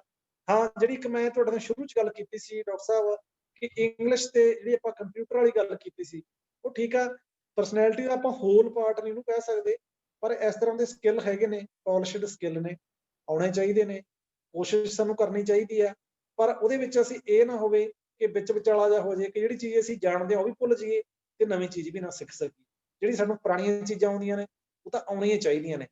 ਜੇ ਸਾਡੀ ਮਾਂ ਬੋਲੀ ਪੰਜਾਬੀ ਆ ਤੇ ਪੰਜਾਬੀ ਦਾ ਕਿਤੇ ਸਾਈਨ ਬੋਰਡ ਗਲਤ ਲਿਖਿਆ ਪਿਆ ਤੇ ਪੰਜਾਬੀ ਦਾ ਨਹੀਂ ਜਾਂ ਸਾਰੇ ਅਧਿਆਪਕ ਹੀ ਆਪਾਂ ਸਾਨੂੰ ਇਹ ਨਾ ਲੱਗੇ ਕਿ ਅਸੀਂ ਰੋਟੀ ਖਾ ਰਹੇ ਹਾਂ ਤੇ ਕਿਰਕ ਆ ਗਈ ਤੇ ਫਿਰ ਅਸੀਂ ਟੀਚਰ ਨਹੀਂ।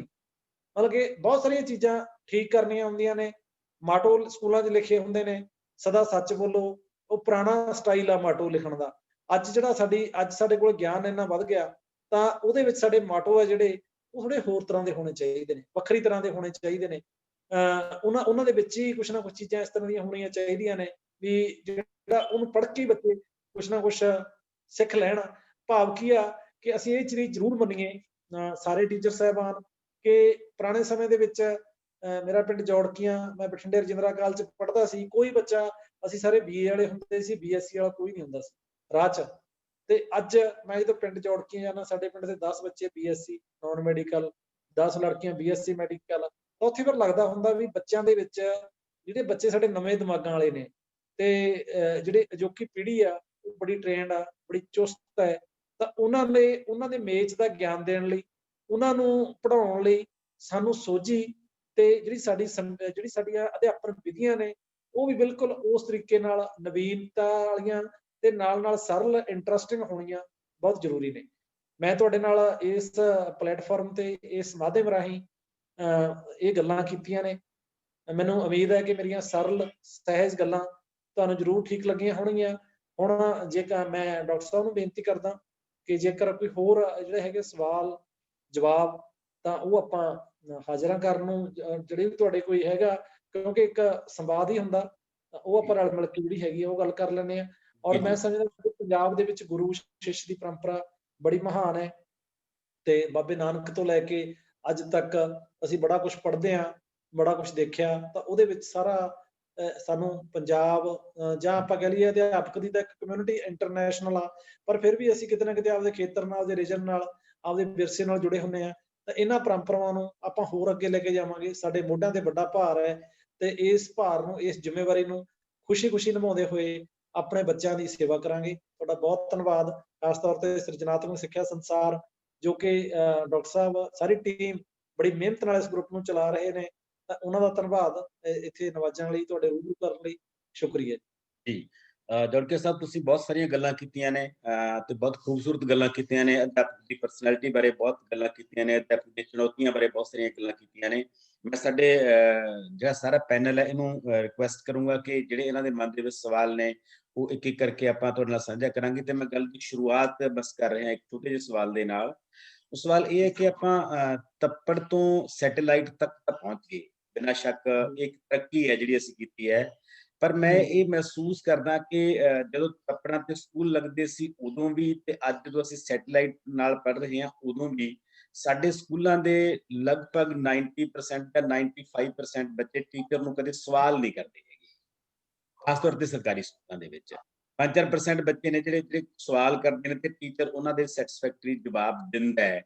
ਅਦਰਵਾਈਜ਼ ਅਸੀਂ ਸਵਾਲ ਕਰਨ ਲਈ ਵੀ ਬੱਚੇ ਨੂੰ ਉਤਸ਼ਾਹਿਤ ਨਹੀਂ ਕਰਦੇ ਤੇ ਜਵਾਬ ਵੀ ਉਸ ਤਰੀਕੇ ਨਾਲ ਨਹੀਂ ਦਿੰਦੇ। ਤੁਹਾਨੂੰ ਕੀ ਲੱਗਦਾ ਹੈ ਕਿ ਇਹ ਕਾਹਤੋਂ ਨਹੀਂ ਵਿਕਸਿਤ ਹੋ ਸਕਿਆ ਟ੍ਰੈਂਡ ਸਾਡੇ ਸਕੂਲਾਂ ਦੇ ਵਿੱਚ? ਇਹ ਚ ਡਾਕਟਰ ਸਾਹਿਬ ਮੈਂ ਦੋ ਕਾਰਨ ਜਿਹੜੇ ਹੈਗੇ ਆਇਡੈਂਟੀਫਾਈ ਕਰਦਾ। ਇੱਕ ਤਾਂ ਜਿਵੇਂ ਪਹਿਲਾਂ ਗੱਲ ਤੁਹਾਡੇ ਨਾਲ ਕੀਤੀ ਸੀ ਕਿ ਸਾਡੇ ਕੋਲੇ ਦੇਖੋ ਮੇਰੇ ਦੀ ਆਪਾਂ ਗੱਲ ਕਰ ਲਈਏ ਕਿ ਜਿਹੜੀ ਕਾਹਲ ਆ ਉਹ ਸਿਸਟਮ ਨੇ ਵਧਾਤੀ। ਸਾਡੇ ਕੋਲ ਸਮੇਂ ਦੀ ਘਾਟ ਹੈ ਬੱਚਿਆਂ ਨਾਲ ਗੱਲ ਕਰਨ ਦੀ, ਉਹਨਾਂ ਨੂੰ ਸਮਝਣ ਦੀ। ਤੇ ਦੂਸਰੀ ਗੱਲ ਇਹ ਆ ਜਿਹੜੀ ਮੈਂ ਵਿੱਚ ਦੀ ਗੱਲ ਕੀਤੀ ਵੀ ਸੀ ਕਿ ਬੱਚੇ ਨੂੰ ਗ੍ਰੇਡ ਦੇਣਾ, ਉਹਨੂੰ ਕੋਈ ਸਟਾਰ ਦੇਣਾ।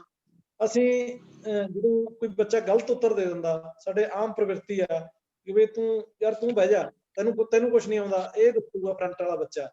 ਜਿਹੜੇ ਅਸੀਂ ਫਸਟ ਜਿਹੜੇ ਹੈਗੇ ਸਾਡੇ ਬੱਚੇ ਬਹਿੰਦੇ ਆ ਕਲਾਸਾਂ ਦੇ ਵਿੱਚ, ਤਾਂ ਉੱਥੇ ਜਿਹੜਾ ਹੈਗਾ ਟੀਚਰ ਦਾ ਬਿਹੇਵੀਅਰ ਆ ਉਸ ਤਰੀਕੇ ਨਾਲ ਹੋ ਜਾਂਦਾ ਕਿ ਉਹ ਬੱਚੇ ਦੇ ਅੰਦਰੋਂ ਕੁਝ ਬਾਹਰ ਨਿਕਲ ਕੇ ਆਉਂਦਾ ਹੀ ਨਹੀਂ। ਇੱਕ ਤਾਂ ਕਾਰਨ ਇਹ ਹੋਗਾ ਵੀ ਟੀਚਰ ਕੋਲੇ, ਪਹਿਲਾ ਕਾਰਨ ਤਾਂ ਇਹ ਆ ਕਿ ਟੀਚਰ ਕੋਲੇ ਸਮੇਂ ਦੀ ਘਾਟ ਕਹਿ ਲਓ, ਉਹਦੇ ਕੋਲੇ ਵਿਭਾਗੀ ਕੰਮ ਕਹਿ ਲਓ, ਜਾਂ ਉਹਦੀ ਆਪਦੀ ਜਿਹੜੀ ਹੈਗੀ ਆ ਇਸ ਤਰ੍ਹਾਂ ਦੀ ਲਾਈਫ ਜਿਹੜੀ ਸ਼ੈਲੀ ਹੈ, ਜੀਵਨ ਸ਼ੈਲੀ ਉਹ ਇਸ ਤਰ੍ਹਾਂ ਦੀ ਬਣ ਚੁੱਕੀ ਹੈ ਕਿ ਅਸੀਂ ਆਪਦੇ ਨਿੱਜ ਨਾਲ ਜ਼ਿਆਦਾ ਜੁੜ ਗਏ। ਵੀ ਬੱਚਿਆਂ ਲਈ ਸਮੇਂ ਦੀ ਘਾਟ ਜਾਂ ਉਹ ਕੋਈ ਕੁਛ ਵੀ ਇਸ ਚੀਜ਼ ਨੂੰ ਸਮੇਂ ਦੀ ਘਾਟ, ਦੂਸਰਾ ਕਿ ਬੱਚੇ ਨੂੰ ਐਪਰੀਸ਼ੀਏਸ਼ਨ ਹੈ ਜਿਹੜੀ ਦੇਖੋ ਜਿਹੜਾ ਗ੍ਰੈਟੀਚਿਊਡ ਆ ਉਹ ਕਰਨਾ ਇੱਕ ਉਹਦੀ ਪੜ੍ਹਾਈ ਦੀ ਤੇ ਬੜੀ ਸ਼ਾਨਤ ਦੀ ਲੋੜ ਹੁੰਦੀ। ਖਪਕੀ ਨਿੱਘ ਹੁਲਾਸ ਦੇਣਾ ਬੱਚੇ ਨੂੰ ਬਹੁਤ ਜ਼ਿਆਦਾ ਜ਼ਰੂਰੀ ਹੁੰਦਾ। ਬੱਚੇ ਦੇ ਅੰਦਰ ਇੰਨਾ ਕੁਛ ਦੱਬਿਆ ਪਿਆ ਹੁੰਦਾ ਕਿ ਉਹ ਅਸੀਂ ਇੱਕ ਝਿੜਕ ਦੇ ਨਾਲ ਅਸੀਂ ਮੁੜ ਕੇ ਬਾਹਰ ਬੱਚੇ ਦਾ ਉਹ ਨਿਕਲਣ ਵਾਸਤੇ ਮੌਕਾ ਹੀ ਨਹੀਂ ਆਉਂਦਾ। ਉਹ ਇੱਕ ਆਪਦੀ ਉਹ ਬਿੰਬ ਬਣਾ ਲੈਂਦਾ, ਇੱਕ ਪਰਸੈਪਸ਼ਨ ਬਣ ਜਾਂਦੀ ਹੈ ਕਿ ਬਲਜਿੰਦਰ ਸਿੰਘ ਟੀਚਰ ਜੀ ਤਾਂ ਸਾਨੂੰ ਕੁੱਟਦੇ ਨੇ, ਇਹ ਸਾਨੂੰ ਘੂਰਦੇ ਨੇ। ਅੱਛਾ, ਅੰਦਰ ਖਾਤੇ ਹੀ ਸਾਡੇ ਨਾਲ ਰੁੱਸ ਜਾਂਦਾ ਤੇ ਉਹ ਕੋਈ ਸਵਾਲ ਨਹੀਂ ਕਰਦਾ। ਮੇਰੇ ਖਿਆਲ ਚ ਇਹ ਚੀਜ਼ਾਂ ਹੈਗੀਆਂ ਨੇ, ਦੋ ਚੀਜ਼ਾਂ ਇਸ ਨਾਲ ਕਰ ਸਕਦੀਆਂ। ਬਾਕੀ ਦੋਸਤਾਂ ਨੂੰ ਮੇਰੀ ਬੇਨਤੀ ਹੈ, ਗੁਰਨਾਇਬ ਤੋਂ ਸ਼ੁਰੂ ਕਰਦੇ ਹਾਂ ਆਪਾਂ। ਸਾਰੇ ਦੋਸਤ ਘੱਟੋ ਘੱਟ ਇੱਕ ਗੱਲਬਾਤ ਜ਼ਰੂਰ ਕਰਨਾ ਇਹਨਾਂ ਨਾਲ ਜੀ। ਹਾਂਜੀ ਸਰ, ਜੋੜਕੇ ਸਾਹਿਬ ਬਹੁਤ ਕਮਾਲ ਦੀਆਂ ਗੱਲਾਂ ਤੁਸੀਂ ਅੱਜ ਦੇ ਰੂਬਰੂ ਦੇ ਵਿੱਚ ਸਾਂਝੀਆਂ ਕੀਤੀਆਂ। ਥੈਂਕ ਯੂ ਜੀ, ਥੈਂਕ ਯੂ।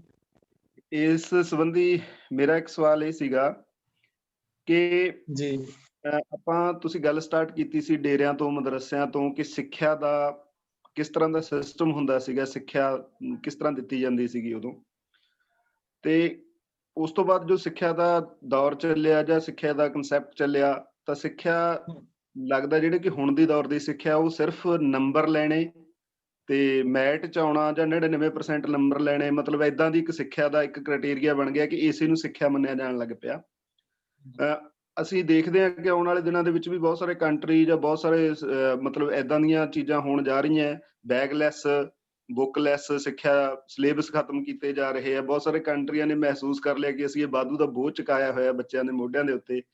ਸੋ ਇਸ ਸੰਦਰਭ ਦੇ ਵਿੱਚ ਬਤੌਰ ਅਧਿਆਪਕ ਤੁਸੀਂ ਕੀ ਸੋਚਦੇ ਹੋ ਕਿ ਇਹ ਕਿਹੋ ਜਿਹਾ ਦੌਰ ਹੈ, ਇਹ ਸਿੱਖਿਆ ਦਾ ਉਸੇ ਤਰੀਕੇ ਵੱਲ ਦੁਬਾਰਾ ਜਾਣਾ ਹੈ? ਅਸੀਂ ਇੱਕ ਪਾਸੇ ਤਕਨੀਕ ਸਾਡੇ ਸਾਹਮਣੇ ਹੈ, ਇੱਕ ਪਾਸੇ ਉਹ ਦੌਰ ਸਾਡੇ ਸਾਹਮਣੇ ਹੈ, ਇੱਕ ਪਾਸੇ ਅਸੀਂ ਸਿੱਖਿਆ ਨੂੰ ਕਿਤੇ ਨਾ ਕਿਤੇ ਪ੍ਰਭਾਸ਼ਿਤ ਕਰਨ ਦੇ ਵਿੱਚ ਉਹ ਚੀਜ਼ ਨੂੰ ਦੇਖ ਰਹੇ ਹਾਂ ਕਿ ਸਿੱਖਿਆ ਹੋਣੀ ਅਸਲ ਦੇ ਵਿੱਚ ਕੀ ਚਾਹੀਦੀ ਹੈ, ਨੰਬਰਾਂ ਦੀ ਦੌੜ ਸਿੱਖਿਆ ਜਾਂ ਸਾਡੇ ਵਿਵਹਾਰ ਦੇ ਵਿੱਚ ਜਿਹੜੀ ਤਬਦੀਲੀ ਆਉਣੀ ਹੈ ਉਹ ਸਿੱਖਿਆ?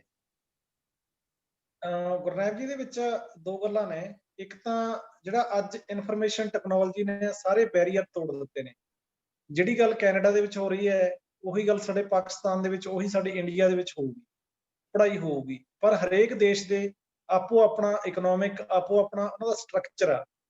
ਪਰ ਇੱਕ ਗੱਲ ਜ਼ਰੂਰ ਆ ਕਿ ਅਸੀਂ ਬਿਲਕੁਲ ਜਿਹੜੀ ਹੈਗੀ ਆ ਇੱਕ ਸਾਂਝੀ ਮਿਆਰੀ ਤੇ ਜਿਹੜੀ ਇੱਕ ਸਰਬ ਪ੍ਰਵਾਨਤਾ, ਉਹ ਅਸੀਂ ਚੀਜ਼ ਵੱਲ ਵਧਦੇ ਹਾਂ। ਮੈਂ ਦੇਖ ਰਿਹਾ ਜਿਸ ਤਰ੍ਹਾਂ ਪ੍ਰਾਇਮਰੀ ਦੇ ਵਿੱਚ ਕ੍ਰੀਏਟੀਵਿਟੀ ਲਈ ਬੜਾ ਜਿਹੜਾ ਹੈਗਾ ਸੌਖੀਆਂ ਕਵਿਤਾਵਾਂ ਰਾਹੀਂ, ਰੰਗਾਂ ਰਾਹੀਂ ਬੱਚੇ ਨੂੰ ਸਿਖਾਉਣ ਦੀ ਕੋਸ਼ਿਸ਼ ਕਰਦੇ ਆ। ਤਾਂ ਇੱਕ ਵਿਚਲੀ ਦੌਰ ਆਇਆ ਸੀ, ਨੰਬਰਾਂ ਵਾਲਾ ਵੀ ਦੌਰ ਆਇਆ ਸੀ। ਪਰ ਹੁਣ ਜਿਹੜੀ ਤੁਹਾਡਾ ਸਵਾਲ ਹੈ, ਇਹਦੇ ਵਿੱਚ ਇਹ ਆ ਵੀ ਬੱਚੇ ਦੇ ਅੰਦਰ ਕੀ ਆ।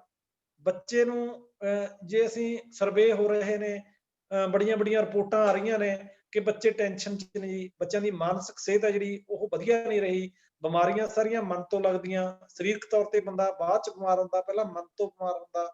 ਤਾਂ ਉਸ ਨੂੰ ਰੋਕਣ ਲਈ ਜਿਹੜੀ ਤੁਸੀਂ ਬੈਗਲੈਸ ਦੀ ਗੱਲ ਕੀਤੀ ਆ, ਬੁੱਕਲੈਸ ਦੀ ਗੱਲ ਕੀਤੀ ਆ, ਉਸ ਤਰ੍ਹਾਂ ਦੀ ਜਿਹੜੀ ਪੜ੍ਹਾਈ ਆ, ਉਸ ਤਰ੍ਹਾਂ ਦੀ ਵਿਧੀਆਂ ਉਹ ਆ ਰਹੀਆਂ ਨੇ। ਪਰ ਜਿਹੜੀ ਤੁਸੀਂ ਨਾਲ ਮਦਰਸਿਆਂ ਦੀ ਗੱਲ ਕੀਤੀ ਆ, ਦੇਖੋ ਮਦਰਸਿਆਂ ਦੀ ਗੱਲ ਜਿਹੜੀ ਸੀਗੀ ਉਹ ਠੀਕ ਆ, ਉਸ ਸਮੇਂ ਪ੍ਰਸੰਗਿਕ ਸੀਗੀ। ਪਰ ਹੁਣ ਵਾਲੇ ਸਮੇਂ ਦੇ ਵਿੱਚ ਜਿਹੜੀ ਹੈਗੀ ਆ, ਮੈਨੂੰ ਇੱਕ ਉਹ ਲਾਗੂ ਨਹੀਂ ਹੋ ਸਕਦੀ। ਇੱਕ ਗੱਲ ਦੀ ਮੈਨੂੰ ਚਿੰਤਾ ਜ਼ਰੂਰ ਆ ਕਿ ਬੱਚੇ ਪੜ੍ਹਦੇ ਨੇ, ਅਸੀਂ ਦੋ ਹੀ ਤਰ੍ਹਾਂ ਦੀਆਂ ਪੜ੍ਹਾਈਆਂ ਸਮਝਣ ਲੱਗ ਗਏ ਕਿ ਜੇ ਬੱਚੇ ਨੇ ਜੀ IIT ਦੇ ਵਿੱਚ ਜਾਂ NIT ਦੇ ਵਿੱਚ ਦਾਖਲਾ ਮਿਲ ਗਿਆ, ਬੱਚਾ ਕਾਮਯਾਬ। ਜੇ ਬੱਚਾ ਮੈਡੀਕਲ ਚ MBBS ਕਰਦਾ, ਬੱਚਾ ਕਾਮਯਾਬ ਆ। ਹਾਂ, ਇਹਦੇ ਵਿੱਚ ਇੱਕ ਜਿਹੜਾ ਮਾਪਿਆਂ ਦਾ ਆਰਥਿਕ ਜਿਹੜਾ ਸਤਾਰਾ ਜਾਂ ਉਹਨਾਂ ਦੀ ਕੰਪਨੀ ਆ, ਉਹ ਜ਼ਰੂਰ ਮੈਟਰ ਕਰਦੀ ਆ। ਅੱਜ ਲੋਕ ਇਹ ਦੱਸਣੋਂ ਸ਼ਰਮ ਮਹਿਸੂਸ ਕਰਨ ਲੱਗ ਗਏ ਕਿ ਸਾਡੇ ਬੱਚੇ ਨੇ MA ਕੀਤੀ ਹੈ ਜੀ, B.Ed ਕੀਤੀ ਆ, ਜਾਂ ਟੈਟ ਦਾ ਟੈਸਟ ਪਾਸ ਕੀਤਾ, ਕਿਉਂਕਿ ਬੇਰੁਜ਼ਗਾਰੀ ਆ, ਉਹ ਚੀਜ਼ਾਂ ਆਮ ਹੋ ਗਈਆਂ।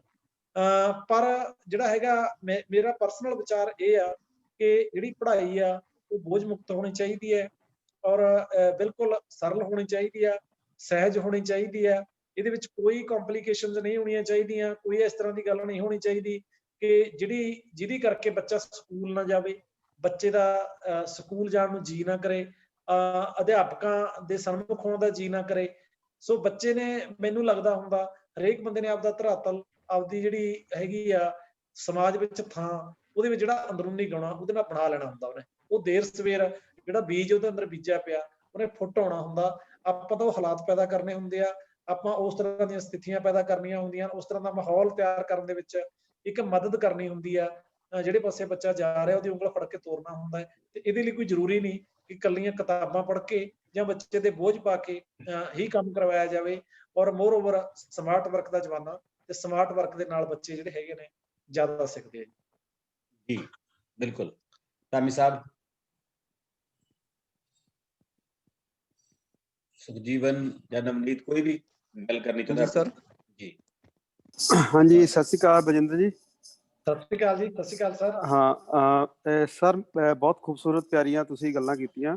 ਤੇ ਮੇਰਾ ਇੱਕ ਸਵਾਲ ਹੈ ਕਿ ਜੇ ਆਪਾਂ ਅਜੋਕੇ ਪ੍ਰਸੰਗ 'ਚ ਆਮ ਕਰਕੇ ਤੇ ਖਾਸ ਕਰਕੇ ਸਮੇਂ ਨੂੰ ਮੱਦੇਨਜ਼ਰ ਰੱਖੀਏ ਤੇ ਕੀ ਇਹਨਾਂ ਦੋਨਾਂ ਦੇ ਮੁਕਾਬਲੇ ਅਧਿਆਪਕ ਪਹਿਲਾਂ ਨਾਲੋਂ ਵੱਧ ਕ੍ਰੀਏਟਿਵ ਹੋਇਆ ਹੈ ਕਿ ਜਾਂ ਪਹਿਲਾਂ ਨਾਲੋਂ ਉਹਦੀ ਕ੍ਰੀਏਟਿਵਿਟੀ ਰੁਕੀ ਹੈ ਇਹ ਸੰਕਟ ਕਾਲ ਦੇ ਦੌਰਾਨ? ਹਾਂ, ਇਹ ਕੋਵਿਡ ਦੀ ਤੁਸੀਂ ਗੱਲ ਕੀਤੀ ਹੈ ਸਰ। ਹਾਂਜੀ ਹਾਂਜੀ। ਇਹਦੇ ਵਿੱਚ ਨਾ ਮੈਨੂੰ ਲੱਗਦਾ ਵੀ ਅਧਿਆਪਕ ਵੱਧ ਕ੍ਰੀਏਟਿਵ ਹੋਏ ਨੇ। ਜੀ, ਮੇਰਾ ਪੁਆਇੰਟ ਆਫ ਵਿਊ ਆ ਕਿ ਅਸੀਂ ਬੱਚਿਆਂ ਨੂੰ ਲਗਾਤਾਰ ਸਕੂਲਾਂ ਵਿੱਚ ਪੜ੍ਹਾ ਰਹੇ ਸੀ, ਇੱਕ ਬ੍ਰੇਕ ਆਈ ਇੱਕਦਮ 19 ਮਾਰਚ 2020 ਨੂੰ ਲਾਕਡਾਊਨ ਹੋ ਗਿਆ, ਸਕੂਲ ਬੰਦ ਹੋ ਗਏ, ਦੁਨੀਆ ਖੜ ਗਈ। ਤੇ ਉਸ ਤੋਂ ਬਾਅਦ ਸਰਕਾਰ ਨੇ ਜਾਂ ਵਿਭਾਗ ਨੇ ਜਾਂ ਸਿੱਖਿਆ ਪ੍ਰਬੰਧਕਾਂ ਨੇ ਕੋਸ਼ਿਸ਼ ਕੀਤੀ ਕਿ ਬੱਚਿਆਂ ਨਾਲ ਕਿਵੇਂ ਜੁੜਿਆ ਜਾਵੇ। ਉਹਦੇ ਲਈ ਜੀ ਉਹਨਾਂ ਨੇ ਸਾਧਨ ਚੁਕਾਏ। ਉਹ ਜ਼ੂਮ ਦੇ ਰੂਪ ਦੇ ਵਿੱਚ ਹੋ ਸਕਦੇ ਨੇ, ਉਹ ਆਨਲਾਈਨ ਜਿਹੜੇ ਟੈਸਟ ਆ ਜਿਹੜੇ ਸਾਡੇ ਗੂਗਲ ਫਾਰਮ ਰਾਹੀਂ ਲੈਂਦੇ ਆ ਉਹਦੇ ਰਾਹੀਂ ਹੋ ਸਕਦੇ ਨੇ, ਜਾਂ ਇਦਾਂ ਦੇ ਸ਼ਾਰਟਕਟ ਮੈਥਡ ਜਿਹੜੇ ਹੈਗੇ ਆ ਉਹ ਹੋਣ ਦੇ ਵਿੱਚ ਲਿਆਂਦੇ ਗਏ।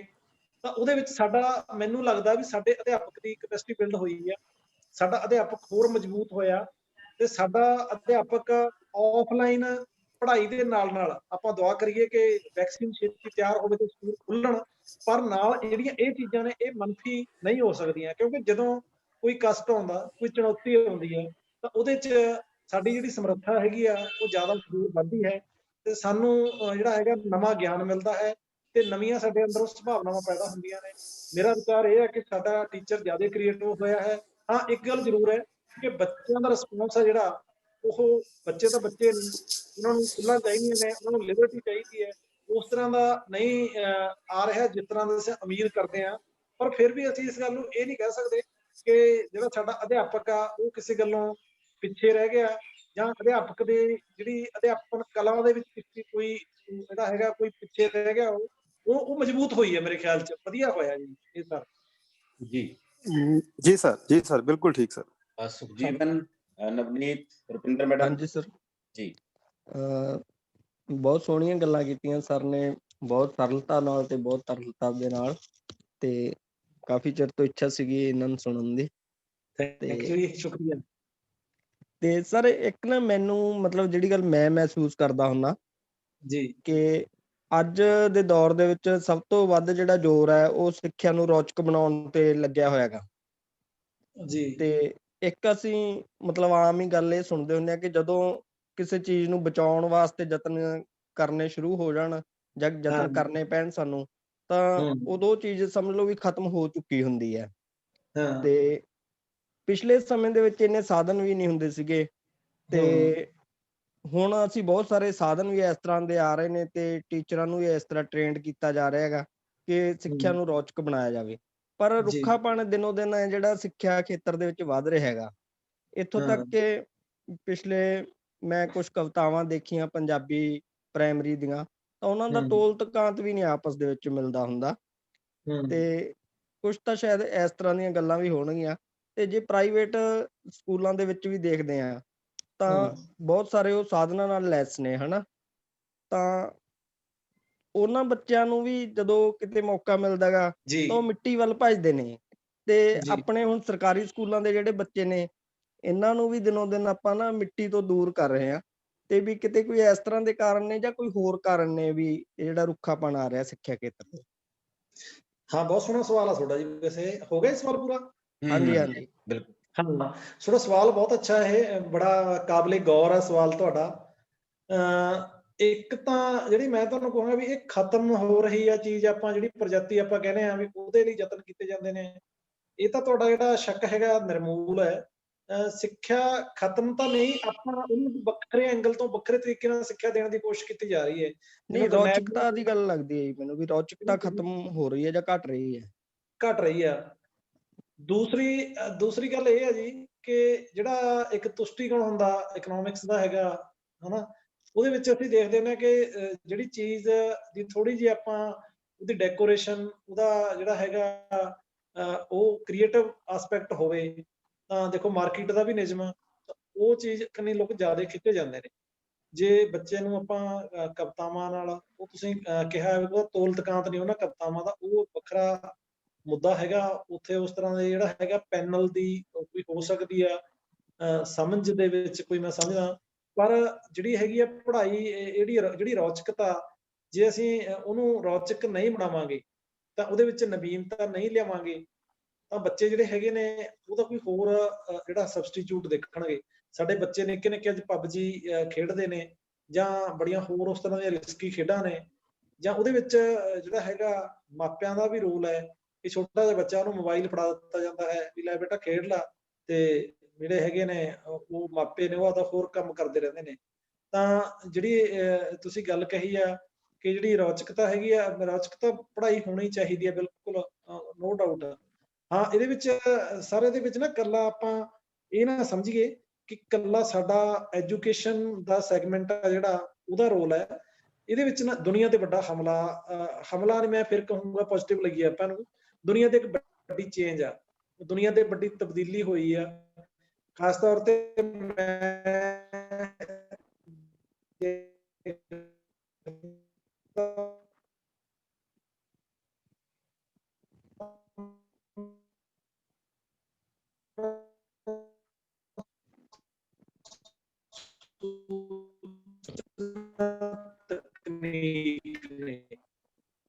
ਸਾਡੀਆਂ ਜਿਹੜੀਆਂ ਹੈਗੀਆਂ ਚੱਕਰ ਵਧਾਤੇ ਸਾਡੇ ਸਾਰਿਆਂ ਦੇ, ਵੀ ਆਹ ਕੰਮ ਇਹਨਾਂ ਤੇ ਆਹ ਕੰਮ ਹੈ, ਉਸ ਚੀਜ਼ ਨਾਲ ਉਸ ਬੱਚਾ ਵੀ ਪ੍ਰਭਾਵਿਤ ਹੋਇਆ। ਸਾਡਾ ਬੱਚਾ ਸਕੂਲਾਂ ਗੱਲ ਕਰਕੇ ਆਏ ਨੇ, ਅੱਜ ਕੋਈ ਬਾਬਾ ਉਹ ਪੀਟਾ ਨਾਲ ਆਪਾਂ ਕਹਿ ਲਈਏ ਵੀ ਆਪਦੇ ਲੈ ਸੁੱਕ ਜਾਂਦੇ ਨੇ, ਔਰ ਡੈਡੀ ਮੰਮੀ ਤੁਸੀਂ ਬੱਚੇ ਨੂੰ ਸਵਾਲ ਨਹੀਂ ਪੁੱਛਣਾ, ਆਹ ਨਹੀਂ ਪੁੱਛਣਾ, ਤੁਹਾਡੀ ਇੰਗਲਿਸ਼ ਪ੍ਰੋਨਾਂਸੀਏਸ਼ਨ ਅੱਛੀ ਨਹੀਂ, ਤਾਂ ਤੁਸੀਂ ਇਹ ਨਹੀਂ ਕਰਨਾ। ਸਾਡੇ ਜਿਹੜੇ ਅਸੀਂ ਇਹ ਚੀਜ਼ਾਂ ਮੈਨੂੰ ਜ਼ਰੂਰ ਚਿੰਤਾ ਦਾ ਕਾਰਨ ਬਣਦੀਆਂ ਨੇ, ਜਿਹੜੀ ਓਰੀਜਨਲਿਟੀ ਆ, ਜਿਹੜੀ ਮੌਲਿਕਤਾ ਹੈਗੀ ਆ ਸਿਸਟਮ ਦੇ ਵਿੱਚੋਂ, ਉਹ ਗਵਾਚ ਰਹੀ ਹੈ ਕਿਤੇ ਨਾ ਕਿਤੇ। ਉਸ ਨੂੰ ਬਹਾਲ ਕਰਨ ਲਈ ਤਾਂ ਅਸੀਂ ਯਤਨ ਕਰੀਏ, ਬਾਕੀ ਜਿਹੜੀ ਸਰਲਤਾ ਤੇ ਨਵੀਨਤਾ ਜੀ ਇਹ ਹੋਣੀ ਚਾਹੀਦੀ ਹੈ ਜੀ। ਬਿਲਕੁਲ ਜੀ। ਨਵਨੀਤ, ਰੁਪਿੰਦਰ ਮੈਡਮ। ਜੀ ਸਰ, ਸਤਿ ਸ਼੍ਰੀ ਅਕਾਲ ਜੀ। ਜੀ ਸਤਿ ਸ਼੍ਰੀ ਅਕਾਲ ਜੀ। ਸਤਿ ਸ਼੍ਰੀ ਅਕਾਲ। ਹਾਂਜੀ ਸਰ, ਬਹੁਤ ਵਧੀਆ ਗੱਲਾਂ ਤੁਸੀਂ ਸਾਡੇ ਨਾਲ ਸਾਂਝੀਆਂ ਕੀਤੀਆਂ। ਸਰ ਜੀ, ਜਿਵੇਂ ਤੁਸੀਂ ਆਖਿਆ ਕਿ ਇੱਕ ਬੱਚੇ ਨੂੰ 0 ਨਹੀਂ ਦੇਣਾ ਚਾਹੀਦਾ, ਉਹਨੂੰ ਸਟਾਰ ਦੋਗੇ ਤੇ ਉਹਨੂੰ ਹੱਲਾਸ਼ੇਰੀ ਮਿਲਦੀ ਹੈ। ਇਹ ਚੀਜ਼ ਮੈਂ ਵੀ ਨੋਟ ਕੀਤੀ ਹੈ ਕਿ ਉਹ ਸਟਾਰ ਜਿਹੜਾ ਉਹ ਬੱਚੇ ਤੇ ਜਾਦੂ ਵਾਂਗੂ ਅਸਰ ਕਰਦਾ ਹੈ। ਉਹ ਬੱਚਾ ਸਭ ਨੂੰ ਦਿਖਾਉਂਦਾ ਹੈ ਕਿ ਦੇਖੋ ਮੈਨੂੰ ਸਟਾਰ ਮਿਲਿਆ, ਤੇ ਉਸ ਤੋਂ ਹੋਰ ਵਧੀਆ ਕੰਮ ਕਰਨ ਦੀ ਕੋਸ਼ਿਸ਼ ਕਰਦਾ ਹੈ। ਇਹ ਚੀਜ਼ ਟੀਚਰਸ ਤੇ ਵੀ ਲਾਗੂ ਹੁੰਦੀ। ਕਈ ਟੀਚਰਸ ਦੇ ਵਿੱਚ ਬਹੁਤ ਗੁਣ ਹੁੰਦੇ ਆ, ਉਹ ਕੁਝ ਕਰਨਾ ਵੀ ਚਾਹੁੰਦੇ ਆ, ਪਰ ਉਹਨਾਂ ਨੂੰ ਸਟਾਰ ਦੇਣ ਵਾਲੇ ਹੱਥ ਕਿਉਂ ਘੱਟ ਹੁੰਦੇ ਆ, ਉਹਨਾਂ ਨੂੰ ਸ਼ਾਬਾਸ਼ੀ ਦੇਣ ਵਾਲੇ ਹੱਥ ਕਿਉਂ ਘੱਟ ਹੁੰਦੇ ਆ। ਮਤਲਬ ਕਿ ਮੈਂ ਇਹ ਵੀ ਇੱਕ ਵਾਰ ਮੈਂ ਗੱਲ ਕੀਤੀ ਸੀ ਡਾਕਟਰ ਸਾਹਿਬ ਨਾਲ, ਉਹਨਾਂ ਨੇ ਵੀ ਆਖਿਆ ਸੀ ਕਿ ਇਹ ਸੱਚਾਈ ਤੇ ਇੰਝ ਹੋ ਜਾਂਦੀ ਹੈ ਕਿ ਜਦੋਂ ਤੁਹਾਨੂੰ ਸਮਾਜ ਰੱਦ ਕਰਨਾ ਸ਼ੁਰੂ ਕਰ ਦਿੰਦਾ, ਸਮਝੋ ਤੁਹਾਡੀ ਚੜ੍ਹਤ ਹੋ ਗਈ ਹੈ। ਇੰਝ ਕਿਉਂ ਆ? ਰੱਦ ਕਿਉਂ ਕਰੇ? ਕਿਉਂ ਉਹਨੂੰ ਸ਼ਾਬਾਸ਼ੀ ਦਾ ਹੱਕਦਾਰ ਉਹ ਕਿਉਂ ਨਹੀਂ ਬਣਦਾ? ਹਾਂਜੀ ਮੈਡਮ, ਠੀਕ ਆ, ਤੁਹਾਡਾ ਸਵਾਲ ਅੱਛਾ ਸਵਾਲ ਆ। ਇਹਦੇ ਚ ਆਪਾਂ ਜੇ ਸਿਰਜਣਾਤਮਕ ਸਿੱਖਿਆ ਸੰਸਾਰ ਨਾਲ ਜੇ ਮੁਖਾਤਬ ਹੋ ਕੇ ਗੱਲ ਕਰੀਏ ਤਾਂ ਸਰਵਾਈਵਲ ਆਫ ਦਾ ਫਿਟੈਸਟ ਇੱਕ ਸਾਇੰਸ ਦਾ ਨਿਯਮ ਆ, ਜਿਹੜੇ ਜਿਉਂਦੇ ਰਹਿਣ ਦੇ ਯੋਗ ਆ ਉਹੀ ਜਿਉਂਦੇ ਰਹਿਣਗੇ। ਜਾਂ ਆਪਾਂ ਪੜ੍ਹਦੇ ਹੁੰਦੇ ਆ ਕਿ ਉੱਗਣ ਵਾਲੇ ਤਾਂ ਉੱਗ ਪੈਂਦੇ ਸੀਨਾ ਪਾੜ ਕੇ ਪੱਥਰਾਂ ਦਾ। ਮੈਨੂੰ ਪਾਰਟੀਕੂਲਰ ਇਹ ਲੱਗਦਾ ਹੁੰਦਾ ਖਾਸ ਤੌਰ ਤੇ ਵੀ ਆਪਾਂ ਇਹ ਇੱਕ ਬੱਚਿਆਂ ਦੇ ਸੰਦਰਭ ਚ ਗੱਲ ਹੋ ਰਹੀ ਸੀ, ਪਰ ਜਦੋਂ ਟੀਚਰ ਆ, ਜਦੋਂ ਸਾਡਾ ਟੀਚਰ ਮੈਚਿਓਰ ਆ, ਉਹਦਾ ਮਾਈਂਡ ਮੈਚਿਓਰ ਆ, ਉਹਨੇ ਕਾਫੀ ਕੁਝ ਪੜ੍ਹ ਲਿਆ ਹੁੰਦਾ, ਕਾਫੀ ਕੁਝ ਵੇਖ ਲਿਆ ਹੁੰਦਾ, ਤੇ ਉਹਨੂੰ ਜਿਹੜੀ ਸ਼ਾਬਾਸ਼ੀ ਆ, ਉਹ ਸੈਲਫ ਜਿਹੜੀ ਪ੍ਰੇਜ ਆ, ਉਹਦੀ ਸੈਲਫ ਐਪਰੀਸ਼ੀਏਸ਼ਨ ਆ, ਉਹ ਮੇਰੇ ਖਿਆਲ 'ਚ ਜ਼ਿਆਦਾ ਕਾਊਂਟ ਕਰਦੀ ਹੁੰਦੀ ਹੈ। ਮੈਂ ਆਪਦੀ ਜਾਤੀ ਤੌਰ ਤੇ ਕਹਿਣਾ ਹੁੰਦਾ, ਮੈਨੂੰ ਜੇ ਕੋਈ ਬਾਹਰੋਂ ਕੋਈ ਇੱਕ ਲੱਕੜ ਦਾ ਸਨਮਾਨ ਮਿਲ ਜੇ ਜਾਂ ਇੱਕ ਸਰਟੀਫਿਕੇਟ ਮਿਲ ਜੇ, ਉਹਦੀ ਬਜਾਏ ਜੇ ਮੈਂ ਆਪਣੇ ਆਪ ਨੂੰ ਕਹਾਂ ਵੀ ਬਲਜਿੰਦਰ ਤੂੰ ਇਹ ਕੰਮ ਬਹੁਤ ਅੱਛਾ ਕੀਤਾ, ਬਹੁਤ ਵਧੀਆ, ਮੇਰੇ ਲਈ ਉਹ ਮੱਚ ਬੈਟਰ। ਮੈਂ ਤੁਹਾਨੂੰ ਉਹਦਾ ਨਿੱਜੀ ਕੇਸ ਦੱਸ ਰਿਹਾ ਹੈ। ਹਾਂ ਬਿਲਕੁਲ ਸ਼ਾਬਾਸ਼ੀ ਮਿਲਣੀ ਚਾਹੀਦੀ ਹੈ, ਪਰ ਜਿਹੜਾ ਹੈਗਾ ਪਿਛਲੇ ਸਮੇਂ 'ਚ ਆਪਾਂ ਦੇਖਿਆ ਵਿਭਾਗ ਨੇ ਬਹੁਤ ਸਾਰੇ ਅਧਿਆਪਕਾਂ ਨੂੰ ਐਪਰੀਸ਼ੀਏਸ਼ਨ ਲੈਟਰ ਦਿੱਤੇ, ਔਰ ਛੋਟੇ ਛੋਟੇ ਕੰਮਾਂ ਲਈ ਵੀ ਜਿਹੜਾ ਸੀਗਾ ਉਹ ਸਾਰਿਆਂ ਨੂੰ ਸਨਮਾਨਿਤ ਕੀਤਾ ਗਿਆ, ਇੱਕ ਪੋਜ਼ਿਟਿਵਿਟੀ ਫੈਲਾਉਣ ਦੀ ਕੋਸ਼ਿਸ਼ ਕੀਤੀ ਗਈ। ਤਾਂ ਉਹਦੇ ਵਿੱਚ ਵੀ ਇੱਕ ਚੀਜ਼ ਉੱਪਰ ਕੇ ਸਾਹਮਣੇ ਆਈ, ਕਹਿੰਦੇ ਜੀ ਸਾਰਿਆਂ ਨੂੰ ਸਨਮਾਨਿਤ ਕਰਤਾ, ਵੀ ਇਹਦੇ ਨਾਲ ਤਾਂ ਫਿਰ ਕੋਈ ਗੱਲ ਹੀ ਨਹੀਂ ਰਹੀ, ਵੀ ਜਿਹੜੇ ਸਨਮਾਨ ਹਨਾ ਉਹ ਚੀਜ਼ ਹੋ ਜਾਂਦੀ ਹੈ।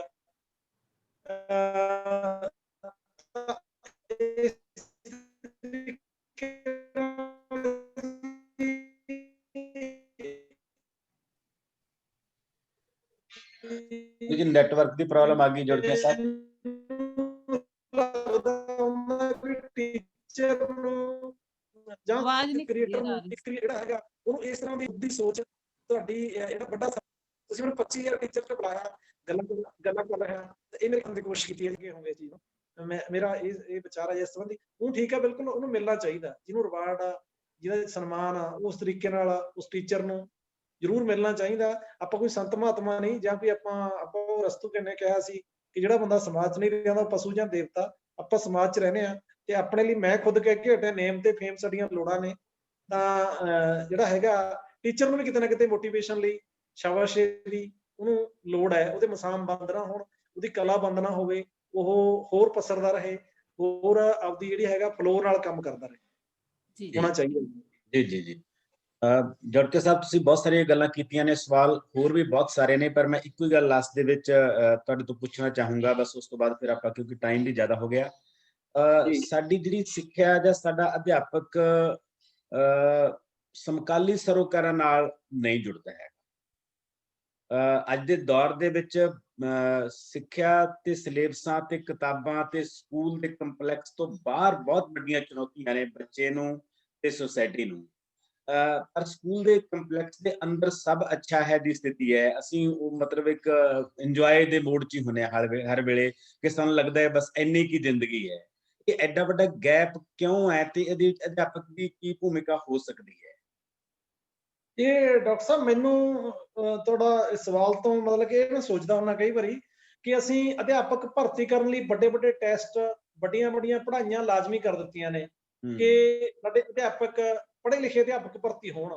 ਤੇ ਮੈਨੂੰ ਲੱਗਦਾ ਹੁੰਦਾ ਵੀ ਕੇਵਲ ਤੇ ਕੇਵਲ ਜਿਹੜੀ ਹੈਗੀ ਆ ਪੜ੍ਹਾਈ ਲਿਖਾਈ, ਅਧਿਆਪਨ ਦਾ ਜਿਹੜਾ ਮਿਆਰ ਆ ਉਹ ਨਹੀਂ ਹੋਣੀ ਚਾਹੀਦੀ। ਅਧਿਆਪਕ ਦੇ ਲਈ ਹੁਣ ਤੁਸੀਂ ਆਖੋਗੇ ਵੀ ਤੁਸੀਂ ਹੱਲ ਦਿਓ ਫਿਰ ਕੋਈ ਕਿਹੋ ਜਿਹੇ ਅਧਿਆਪਕ ਭਰਤੀ ਹੋਣ, ਹੈ ਨਾ। ਉਹ ਜਿਹੜਾ ਹੈਗਾ ਮੇਰੇ ਕੋਲੇ ਕੋਈ ਇਸ ਤਰ੍ਹਾਂ ਦਾ ਤਾਂ ਹੈ ਨਹੀਂ, ਪਰ ਮੈਂ ਇੱਕ ਗੱਲ ਜ਼ਰੂਰ ਕਹੂੰਗਾ ਕਿ ਜਿਹੜੀ ਆਪਾਂ ਪਹਿਲਾਂ ਗੱਲ ਕਹੀ ਸੀ ਕਿ ਇੱਕ ਔਸਤ, ਇੱਕ ਐਵਰੇਜ ਜਿਹੜਾ ਅਧਿਆਪਕ ਉਹ ਕਾਮਯਾਬ ਅਧਿਆਪਕ ਹੋ ਸਕਦਾ ਹੈ। ਔਰ ਉਹ ਗੱਲ ਤੁਹਾਡੀ ਇਹਦਾ ਉੱਤਰ ਇਹੀ ਆ ਕਿ ਸੁਸਾਇਟੀ ਨੇ ਇੱਕ ਮਟੀਰੀਅਲ ਕਲਪੁਰਜੇ ਬਣਾ ਕੇ ਰੱਖ ਦਿੱਤਾ ਹੈ ਕਿ ਤੁਹਾਡੇ ਬੋਝੇ ਦੇ ਵਿੱਚ, ਤੁਹਾਡੇ ਝੋਲੇ ਦੇ ਵਿੱਚ ਕਿੰਨੇ ਦਾਣੇ ਨੇ। ਜਿਹੜੀ ਮਾਰਕਸ ਨੇ ਕਿਹਾ ਸੀ ਕਿ ਤੁਹਾਡੀ ਜਿਹੜੀ ਹੈਗੀ ਆ social existence is not determined by your wisdom, it's determined by wealth you have। ਇਹ ਜਿਹੜੀ ਆਪਣੇ ਕੋਲੇ ਕੀ ਕੁਛ ਆ ਉਹਦੇ ਨਾਲ ਜਿਹੜਾ ਹੈਗਾ ਬੰਦੇ ਦੀ ਉਹ ਜੁਗਾਂ ਜੁਗਾਂਤਰਾਂ ਤੋਂ ਤੁਰੀ ਆ ਰਹੀ ਹੈ ਕਿਤੇ ਨਾ ਕਿਤੇ। ਔਰ ਅਸੀਂ ਕੋਠੀਆਂ, ਕਾਰਾਂ, ਲਕਬਿਆਂ, ਰੁਤਬਿਆਂ ਦੇ ਪ੍ਰਭਾਵਿਤ ਹਾਂ ਤੇ ਇਹਦੇ 'ਚ ਸਭ ਤੋਂ ਵੱਡਾ ਬਦਲਾਅ ਸਾਡੀ ਸਿੱਖਿਆ 'ਚ ਹੋਣਾ ਚਾਹੀਦਾ। ਸਾਡੀ ਸਿੱਖਿਆ ਜਿਹੜੀਆਂ ਕਿਤਾਬਾਂ ਦੇ ਵਿੱਚ ਹੋਣਾ ਚਾਹੀਦਾ ਹੈ। ਸਾਡੇ ਸਕੂਲਾਂ ਦੇ ਵਿੱਚ ਲਾਇਬ੍ਰੇਰੀ ਨੂੰ ਥਾਂ ਹੋਣੀ ਚਾਹੀਦੀ ਹੈ, ਮੋਰਲ ਵੈਲਿਊਜ਼ ਨੂੰ ਥਾਂ ਹੋਣੀ ਚਾਹੀਦੀ ਹੈ, ਮੁੱਲਾਂ ਨੂੰ ਥਾਂ ਹੋਣੀ ਚਾਹੀਦੀ ਹੈ। ਕੇਵਲ ਇਹ ਨਾ ਹੋਵੇ ਕਿ ਕੇਵਲ ਨੰਬਰਾਂ ਦੀ, ਕੇਵਲ ਇੱਕ ਉਹੀ ਗ੍ਰੇਡ ਦੇ ਵਿੱਚ ਫਿਕਸ ਹੋਣ ਵਾਲੀ ਗੱਲ ਨਾ ਹੋਵੇ। ਉਸ ਤਰ੍ਹਾਂ ਦਾ ਮਾਹੌਲ ਬਣਾਉਣ ਲਈ ਵੱਡੇ ਉਪਰਾਲਿਆਂ ਦੀ, ਵੱਡੇ ਯਤਨਾਂ ਦੀ, ਇੱਕ ਸਿਹਤਮੰਦ ਸਮਾਜ ਦੀ ਲੋੜ ਹੈ ਡਾਕਟਰ ਸਾਹਿਬ।